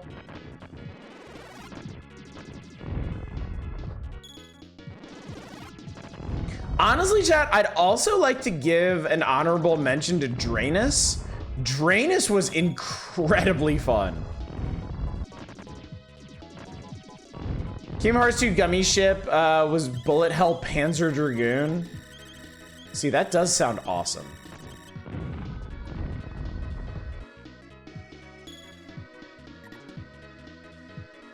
Yeah, Drainus was fantastic. I had so much fun playing Drainus.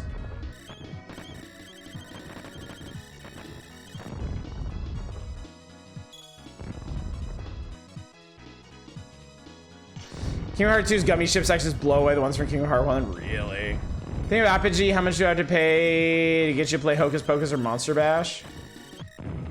Not much, honestly. I have had an idea in the back of my head for a long time to do like an Apogee / 3D Realms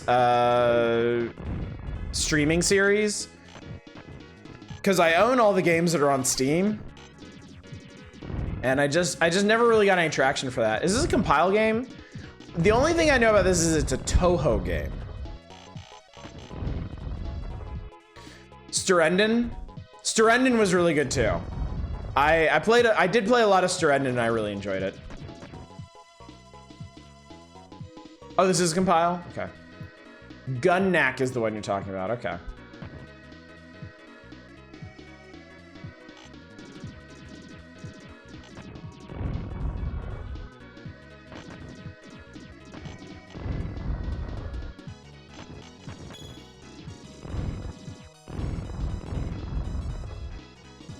The next time y'all request this game, I'm definitely going for short game.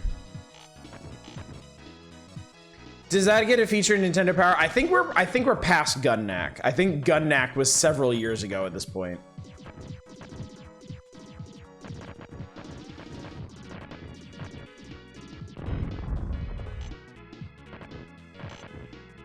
Sterendon's all about Jamestown. Jamestown is really good. Jamestown is VVVVV good.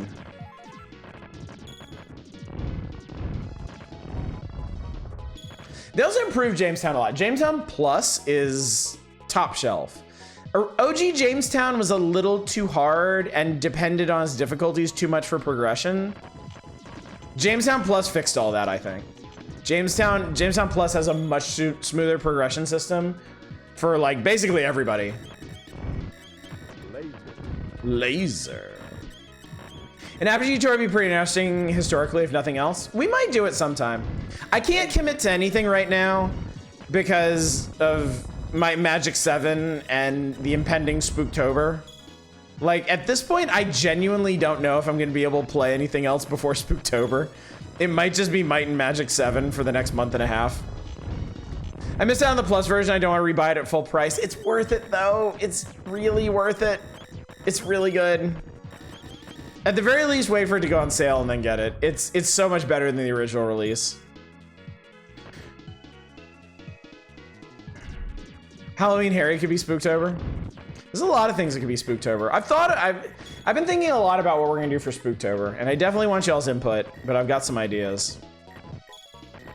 One of those ideas is like a PS1 horror tour. Like we do like we did last year, but we limit it to only PS1 games.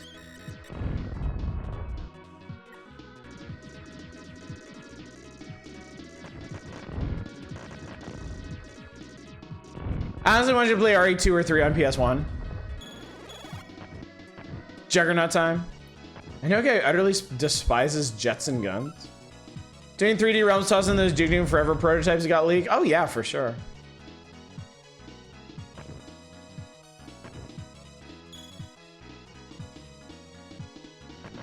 I'm ready to play Kingdom Hearts 1 and 2 as soon as I'm finished with Dragon Quest 3. You've been inspired, have you? Laser. Jets and Guns, not familiar? Neither am I, but I think I can name 2 things that are in it. Oh, Jesus, I didn't even realize that was an attack. These guys just fucked me up super bad.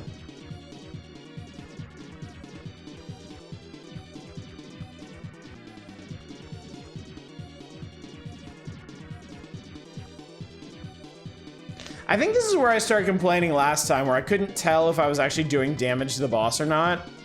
Because now for whatever reason, nothing's making any noise. The Ray series is coming to Steam. Okay, so apparently I'm doing damage. It's just not giving me any indication that I am. Yeah, so that was working. Used to play Alpha Mission 2 a bunch on the Neo Geo arcade cabs.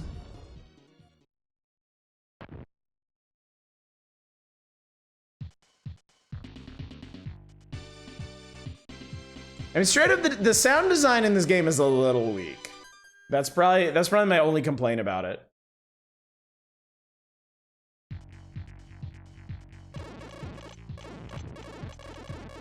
Welcome to Money Space.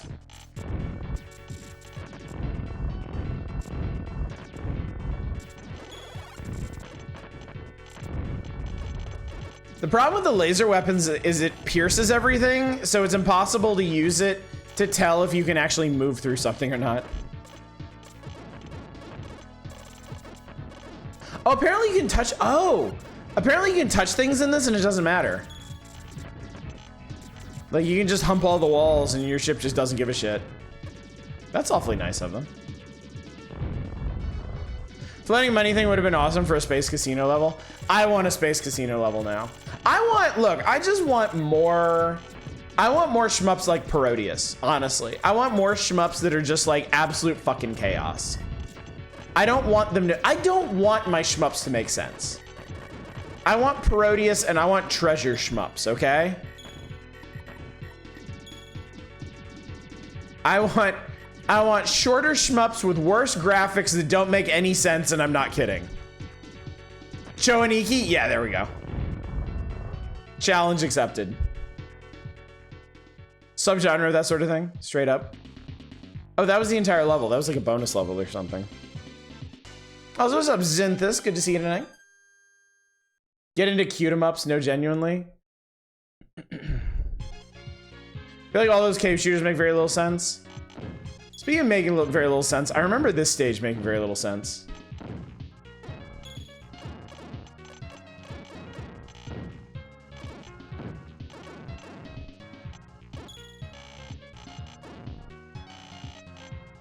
Sanity is overrated, strong agree. Powerful agree. Stage a little hard on the eyes, yeah. Yeah, I kind of don't love it either. In fact, in the interest of my sanity and in continuing the evening, I think I'm just gonna stop here. Because I remember it was either this stage or the next stage that I get kind of stuck on. The stages are just too goddamn long, honestly. I'll do short game next time. I'm sure Space Megaforce will be requested again sometime. Final boss of Earthbound, I've heard stories. I agree, which is why I try to rob Oddish of his sanity. Okay, so I'm turning the page. That's not what I expected. That's what I expected. Okay, cool. All right, chat. We are going to... We're at least going to finish these 2 pages. And then try to get through the top 20 and now playing on Saturday. Weird how the animations keep going while paused. That is an odd one, yeah. Oh, this one. Okay. So the next 4 categories are not divided by system. They're for any... Well, 2 of them are for any system. 2 of them are only for Super NES, which is kind of shitty, but whatever. Nominees for Best Hero. There are many outstanding heroes to choose from this year. Factors that influence your decision are the character's strength, agility, valor, and wisdom. Who will be left standing after the dust settles? Only you can decide. Obvious choice here is Chun-Li. Thick thighs save lives. We know that. They put 2 fucking characters. They put 2 fucking characters from Street Fighter 2 on here, and neither one is Ryu. Chun-Li, Darkwing Duck, Guile, Link, and Mega Man. The obvious answer is Chun-Li. I think Link, Dr. Wily, Mario Paint, don't care. I'm gonna predict Mega Man. Wasn't the US trying to brand Guile as a protagonist for all? Yes, absolutely. Guile, it was the cover feature character. Yeah. Kind of surprised they didn't do it for Ken instead. That would have made a bit more sense, yeah. Mario Kart should be up for best sports game. Strong agree. Isn't Chun-Li a cop? Look, I can forgive my waifu her faults, okay? Nobody is perfect. Even with thighs like that. Guile's theme does go with everything. That has been proven. A cap includes Third Strike Chun-Li. All right, for best or worst villain. The bad as the bad have come together here for your disapproval. They don't really give a rip who you think should be crowned oh most evil one, but we sure do. Which of these nasty characters do you love to hate the most? We got Aghanim, Dr. Wily, Evil Jafar. Evil Jafar? Evil Jafar implies the existence of good Jafar. And I'm not sure I'm okay with this. M. Bison and Wario. I'm gonna predict Bison taking this. I would pick Wily, of course. Yeah, as opposed to neutral Jafar. There is a good Jafar in the evil Sherazade. It's so weirdly specific though. D&D moralities, but they're all Jafars. Lawful evil Jafar. True neutral Jafar. Wario for hero. I'm with you on that. I don't even know who Jafar is as Jafar. Yeah, exactly, Zinthus. Maybe they're talking about somebody I'm not even familiar with. Maybe they're not talking about... Wait, fuck. Wait! Shit! Oh my god! This whole time I'm sitting here thinking they're thinking about Aladdin. Aladdin hasn't even come out yet. Aladdin is 1993. They're talking about Prince of Persia Jafar. Oh my god, I'm a moron. I'm so dumb. So wait, is evil his official, like, given name? Is his name Evil Jafar? Mr. Jafar, first name Evil, last name Jafar? Because I could kind of buy that. It is Prince of Persia after all. This didn't solve anything. Hello, I'm Evil. My name is Jafar, but you can call me Evil. See the birth certificate.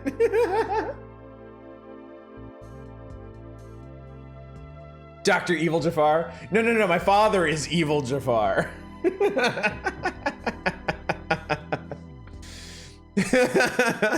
Aladdin is a Prince of Persia, yes shot. All right, most innovative. He's evil, Kin Evil. Oh God, reminds me of that old bigoted Bill skin. It isn't that often that a game comes along and catches everyone's attention because of its originality. The games nominated in this category uses the newest video game technologies and programming perspectives to give video game fans a refreshing change. Now, this is an interesting category. Mario Kart, Mario Paint, NCAA basketball, Out of This World, and Super Faceball 2000. I'm reminded of that Muppets film with the dudes super salty about being named Bad Guy, and this is pronounced Bad G. Mario Paint 100%, Out of This World, NCAA basketball, Cario Mart, Out of This World, bar none.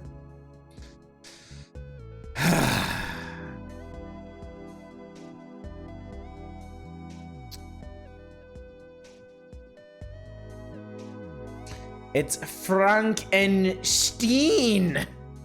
NCAA basketball, because what the fuck makes this innovative? Let's find that out right now, because I honestly don't know. That's the only game on this list that I'm not familiar with. Not intimately familiar with.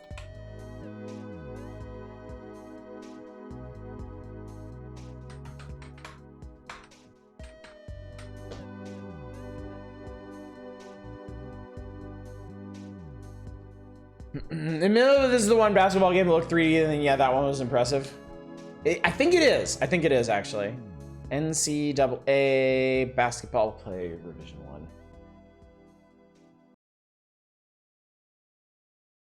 Evil Jafar. Fuck. I have to be at work in 6.5 hours. Good night. Good night, Manic. Thanks for coming out. Good to see you. Always a pleasure. Be sure to be here tomorrow night for The Wheel.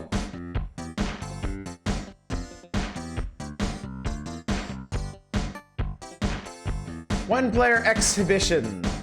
Your conference and team. Oh, okay. It'll be UNC, because that's where I went to school. Choose your opponent. I'll let Duke beat up on me. Select length of half. 6 minutes. Easy. Start. We are the Tar Heels against the Duke Blue Devils. I had a professor at Chapel Hill who every year would describe the annual Chapel Hill versus Duke football game as I think it was a football game as a true struggle between good and evil. UNC is the one school that made you learn how to swim in order to graduate. It is. Chapel Hill, I assume they still have it. I don't know why they would get rid of it. Chapel Hill has a swimming requirement for graduation. You must be able to pass a swimming test to graduate, because one of the alumni ages ago, their brother or sister or something drowned when they were a kid, and they donated millions of dollars to the school with the provision that they had to have a swim test requirement to prevent that from happening to other people. Remind me not to go there. Water is my fear. All the more reason to know. Well, I fucked that up, didn't I? All the more reason to know how to swim, if you ask me.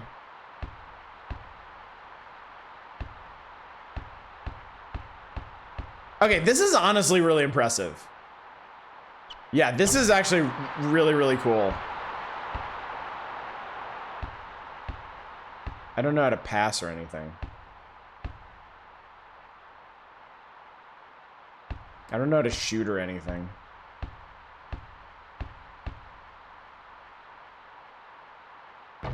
Oh shit, I almost had that. Oh shit, I almost had that. Oh shit, I almost had that. Sure and Harvard in bed, stream well. This is Faceball 2000. Oh, I got dunked upon, chat. Whee! Bam, bam, bam. Bam, bam, bam. Let's go. Bam, bam. Dunked! Guessing oh shit, I almost had that will be a running theme. Not unrealistic sound design either for the era. This is legit really cool. This is honestly very, very cool. I am no particular fan of the sports ball games, but this is one of the most impressive ones I've played. Where's the intentional foul button, and why aren't you hitting the intentional foul button? That's a good question, actually. Yeah, fuck you, buddy. Dunked! This is like developers really, really wanted to show off Mode 7. Honestly, like, it's just a really cool... It's very simple. You basically just have one Mode 7 texture, and then you just animate a bunch of characters on top of it. And the way they did it is extremely convincing. Like, this looks great. Like, I'm impressed. I'm honestly really impressed. Only ones I got into were NBA Jam and NBA Street. I think that's the thing. As visually impressive as this is, it doesn't have like the visceral enjoyment of the NBA games. Like the NBA games are designed to just be fun, just very viscerally fun. Whereas that one really seems like it's designed more to be like technically impressive, you know? Yeah, good sound design too. No animated streaker. All right, so with that in mind, most innovative. I can't give it to Mario Kart because F-Zero already exists. And honestly, personally, I find F-Zero to be the more impressive game. NCAA basketball is very, very technically impressive. but with the benefit of history, I can see that it wasn't all that influential. Out of This World was a pretty big deal. On a personal level, I can't hand it to Out of This World because I just don't like it that much. I don't think it's a good game. I think it's an interesting game. I admit that it's a landmark game, but I don't like it. Mario Kart was definitely just a flash in the pan, not influential. And Super Baseball 2000, as much as I would like to give it to that, it is 1992, and there are other games making a lot more progress in the first-person shooter era. I will give this to Mario Paint myself. I would say the thing about Mario Paint, it is certainly not the first, like, it's not the first graphics creation software, and it's not even the first graphics creation software for kids, but I think it did a lot of unique things right in that space. And you can't deny it's very, very unique among other Super NES games. Yeah, and there's the Nintendo mouse too.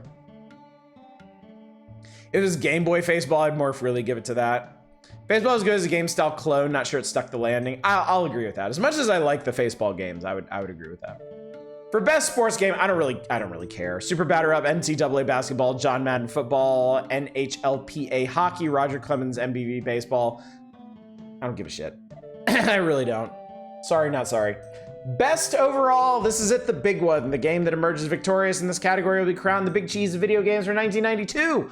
Consider the nominees carefully. Every aspect of the games counts in this vote. Remember, you can only vote for one.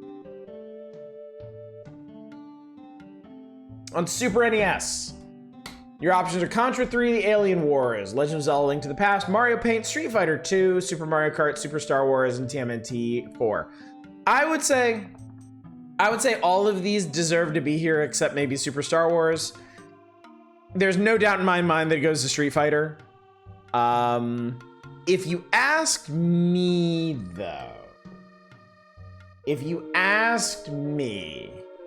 I would probably give it to Zelda. I gotta give it to Super Star Wars. Madden 93 is developed by Looking Glass Technologies. I'm rooting for that now. Fuck it. It's Zelda, you moron. Oh, you said Zelda. Boss is an immersive sim fan who doesn't give a huge fuck. Yeah. Glanced at the stream and thought that the list had Super Noah's Ark for a moment for some reason. Okay, Lodro High is content. Lodro High is happy now. We're all safe, chat. Really, though, I mean, okay, look, Street Fighter 2 is going to take it. I am 99% sure Street Fighter 2 wins this. I would hand it to Legend of Zelda. TMNT 4, Super Mario Kart, I think are both very strong contenders. Contra 3, less so, but it's also an extremely solid game.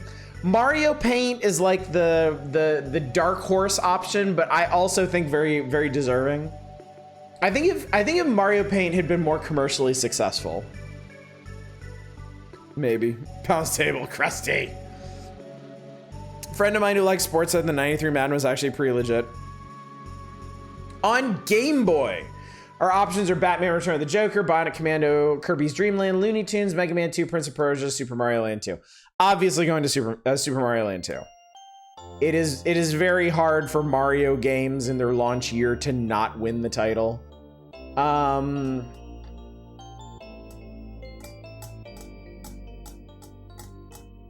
I would probably also pick Super Mario Land 2, to be fair. It's maybe... I guess it would be my favorite game out of all 7 of these. Not that the competition's real steep. It is really only threatened by Kirby's Dream Land and Bionic Commando. And like we've already covered, Kirby's Dream Land is a very small game, and Bionic Commando is just kind of niche, honestly. Mega Man 2 get the nominee because Reader saw it was just NES Mega Man 2. I'm actually curious, perhaps. Honestly, no, it probably got the nod just on the strength of the franchise.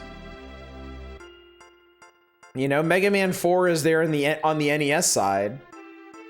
Mega Man 2 and 3 both had extremely strong showings in the years that they launched. So they probably just threw it on there because what the fuck else are you gonna put on there? Boggle? Nah, dude, you got a Mega Man on your system, you put that in there. Came in because of the amazing sound design. Maybe they just played it muted. I don't even know. And then on the NES, we have Darkwing Duck, Dragon Warrior 4, The Empire Strikes Back, Krusty's Funhouse, Mega Man 4, Spider-Man Returns, Sinister 6, and TMNT 3. I'm going to guess here. Okay, here's my guess. Here's my guess. I think Mega Man 4 swept the other categories, but TMNT won best overall. That's gonna be my guess. Yeah, I know, dude. It's garbage, but they were probably just, at this point, they probably need a 7th option. They were just going off of brand recognition. Dragon Quest 4 gets a fair pass. I think Dragon Quest 4 is just held back by the fact that not many people played it. Dragon Warrior just did not have the cultural penetration here that the Final Fantasy series did. In another world, in a better world, it probably would have won handily. I mean, if there was a Final Fantasy on here, it would win. Against this lineup. But yeah, I'm gonna predict TMNT 3 for the overall. People played Krusty and that's on there. Yeah, that's the real shocker.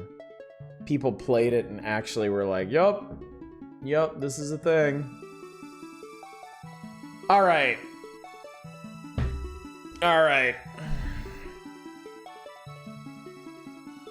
We have, I believe... All right, we did that. We have one last request. So I'm gonna go ahead and close requests. I'm going to play Evil Jafar. And then we can put all this behind us. And look on to brighter pastures, the actual end of the magazine. How exciting is that?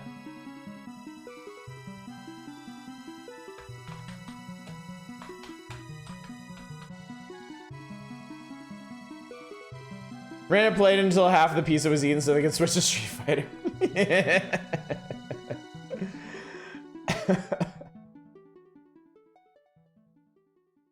Did we must have played Game Boy Prince of Persia, right? I mean, we must have. We played NES and SNES at this point. I have no memory of playing the Game Boy one, honestly.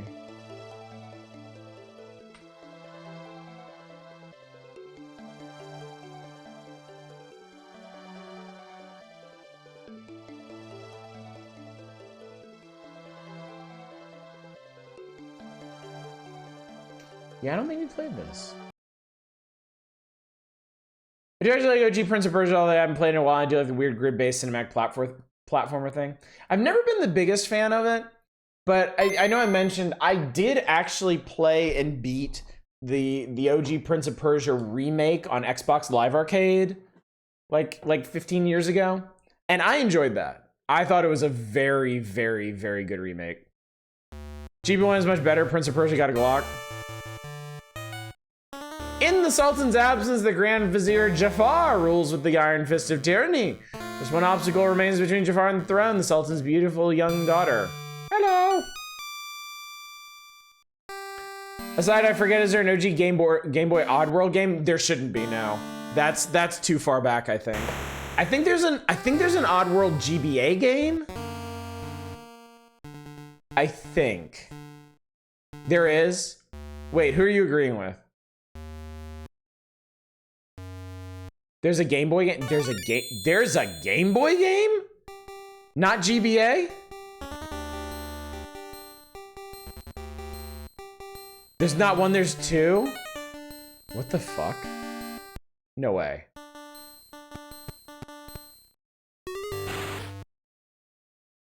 What the actual fuck? He's all legs.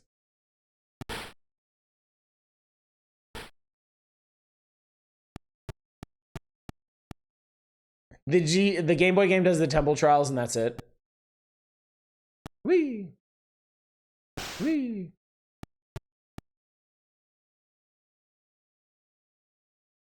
Oh wow, that's weird.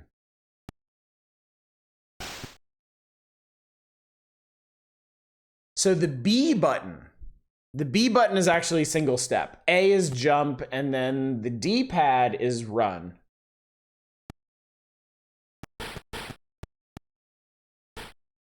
I can't believe all players are having the easiest time with the controls of this. I mean, it's straight up simpler. It straight up just makes more sense.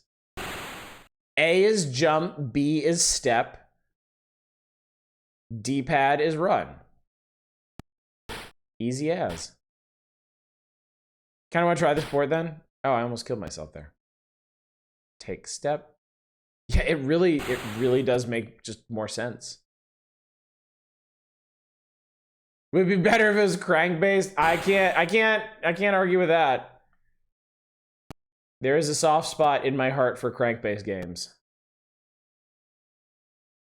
I have one joke. Well, you're lucky it's a good one.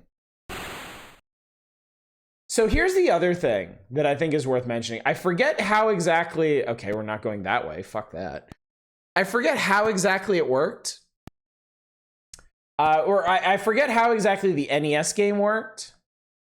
But the SNES game is not strictly grid-based. Or it is, but it has half measures. Which makes it kind of difficult to work with. This one does not. Each tile is a single space. The Super NES one is difficult because each tile has like 2 positions on it, and it makes lining up certain things a lot harder. This one doesn't have that issue.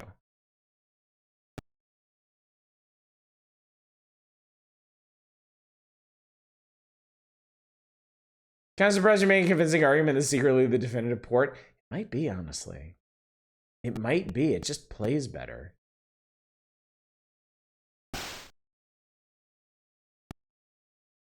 Like, in that sense, it's more precise.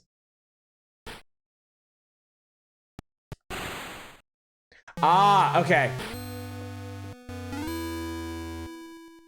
All right. You can't do a running jump, though.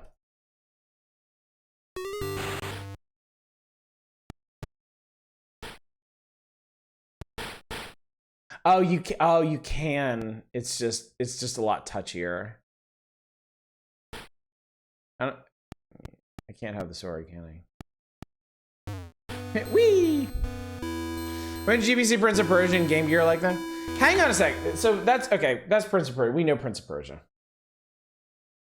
We know Prince of Persia. I'm sorry. I have to know about this fucking Oddworld thing. Mirrors of this movement, but better jumping. I can't believe there's a fucking Oddworld game on Game Boy.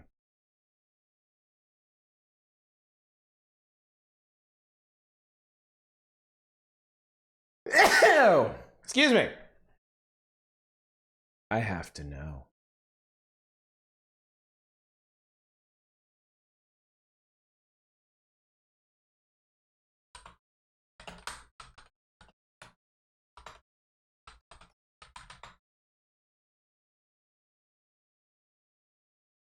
I just ports to GTA 1 and 2 on GBC. That's kind of more understandable. Or just understandable. Ports to GTA, yeah, bless you. Thank you. Port of Alone in the Dark PS1 reboot on GBC. GameSpeak, I don't know what that is.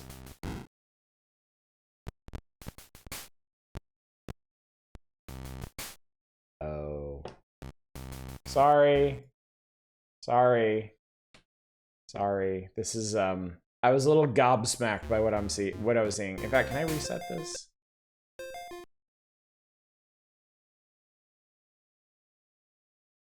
Sorry, hang on. Oh, here we go, restart. Here, I'll restart for you. So you can see what I saw.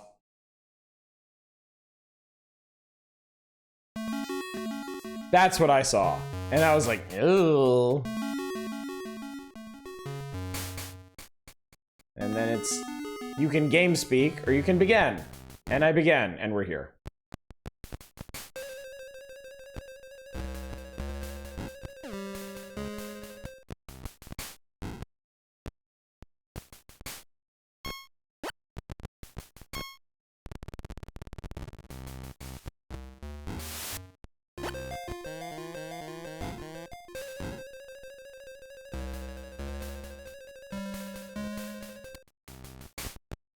Pull lever.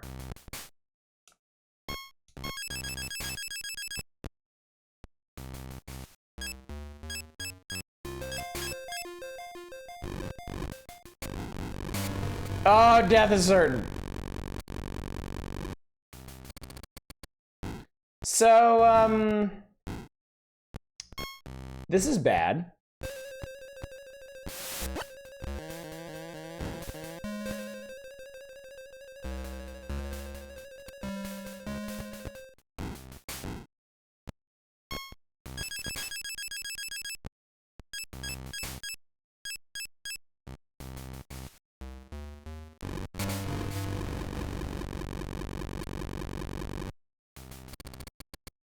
Is it better than Krusty? No, I think I would actually have a better time playing Krusty. If we're being real for a second here. The second one in your ROM library, unless it's called something different that doesn't start with Oddworld, no. I only saw one Oddworld game. As a big Oddworld fan, this doesn't look good. It looks like they did an impressive job of translating the game to Game Boy.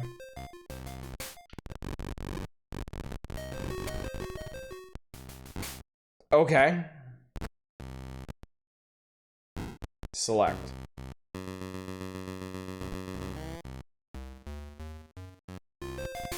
Oh, okay, so you can still possess these guys.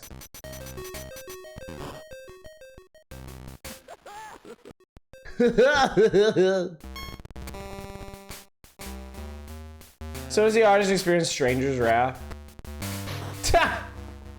Alright, that's quite enough of that. I have had quite enough of that. Let us never speak of this again.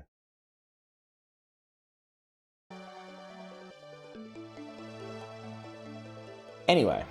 Alright, we made our predictions. We've talked about the Nintendo Power Awards for 1992. Now that we're in 1993, talking about them from the year 2023. I'm going to turn the page. I'm going to give you a preview of what we're going to be doing on Saturday. Requests are closed right now, but you can get some idea of what we'll be picking up with. So, it's the top 20. You know the top 20. You love the top 20. I'll just go ahead and move my happy ass up here. So it looks like this guy is elbowing me out of the way so he can enjoy his Game Boy experience more fully. We did, in fact, Nestor. We Nestored hard.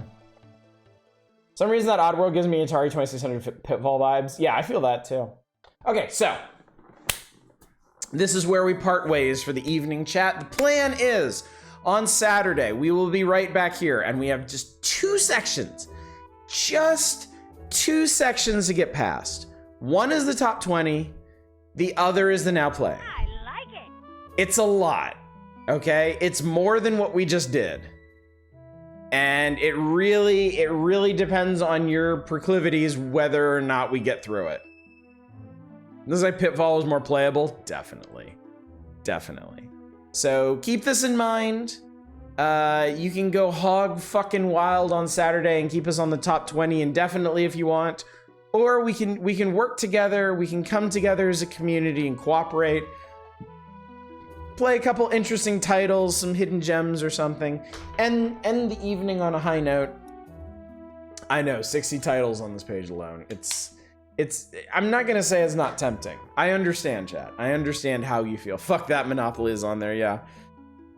I know there are some of you that come to these streams and choose violence. That does not surprise me.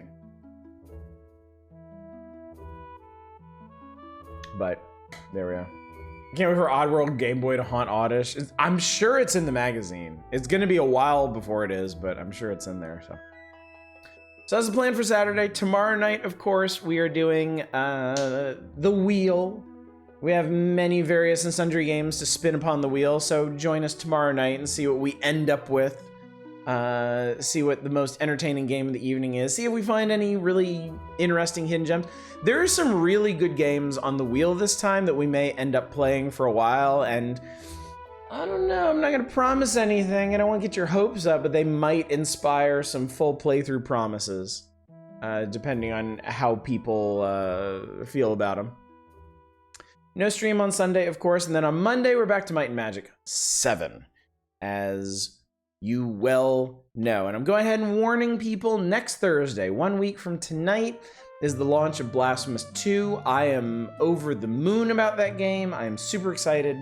We are going to get it. We are going to play it. We're probably not going to stream anything else until we finish it. So that would be the key reason why I want to finish this issue of Nintendo Power this week, is because there's going to be no Power Hours next week. My dad remembered Oddworld for years as that platformer where you can fart. I think that's how a lot of people remembered it. It's pretty distinctive. Have you found any might yet? I found a lot of might and magic, if you can believe it, Eva. We're pretty potent at this point. That is absolutely legit. Thanks for surviving the award portion of our show. As an Oddworld fan, yes, that's what the game is. All right, chat. Let me go find somebody to raid. I think, aha! Not many people up tonight, but our dear friend Dama is playing Spin Rhythm, and that is an excellent thing to wind. Oh, it looks like they're doing duos. That's pretty cool. I haven't seen them do that. Just go hang out with them for a bit. Anyway, gang, thank you so much for coming out tonight. Thank you for humoring Drunk Dish on this day of conspicuous pre-gaming. We only got through 4 pages, but you know what? That's twice the pace that we held on either of last week's nights. So, bravo, good job, well done. We'll see if we can't power through the last bit of this Nintendo Power on Saturday. But you know what? Win or lose, it's still a good time, honestly. So, thanks again for coming out. Hopefully, I will see you tomorrow night for the return of the wheel. But until then, as always, you all take care. Bye, everybody.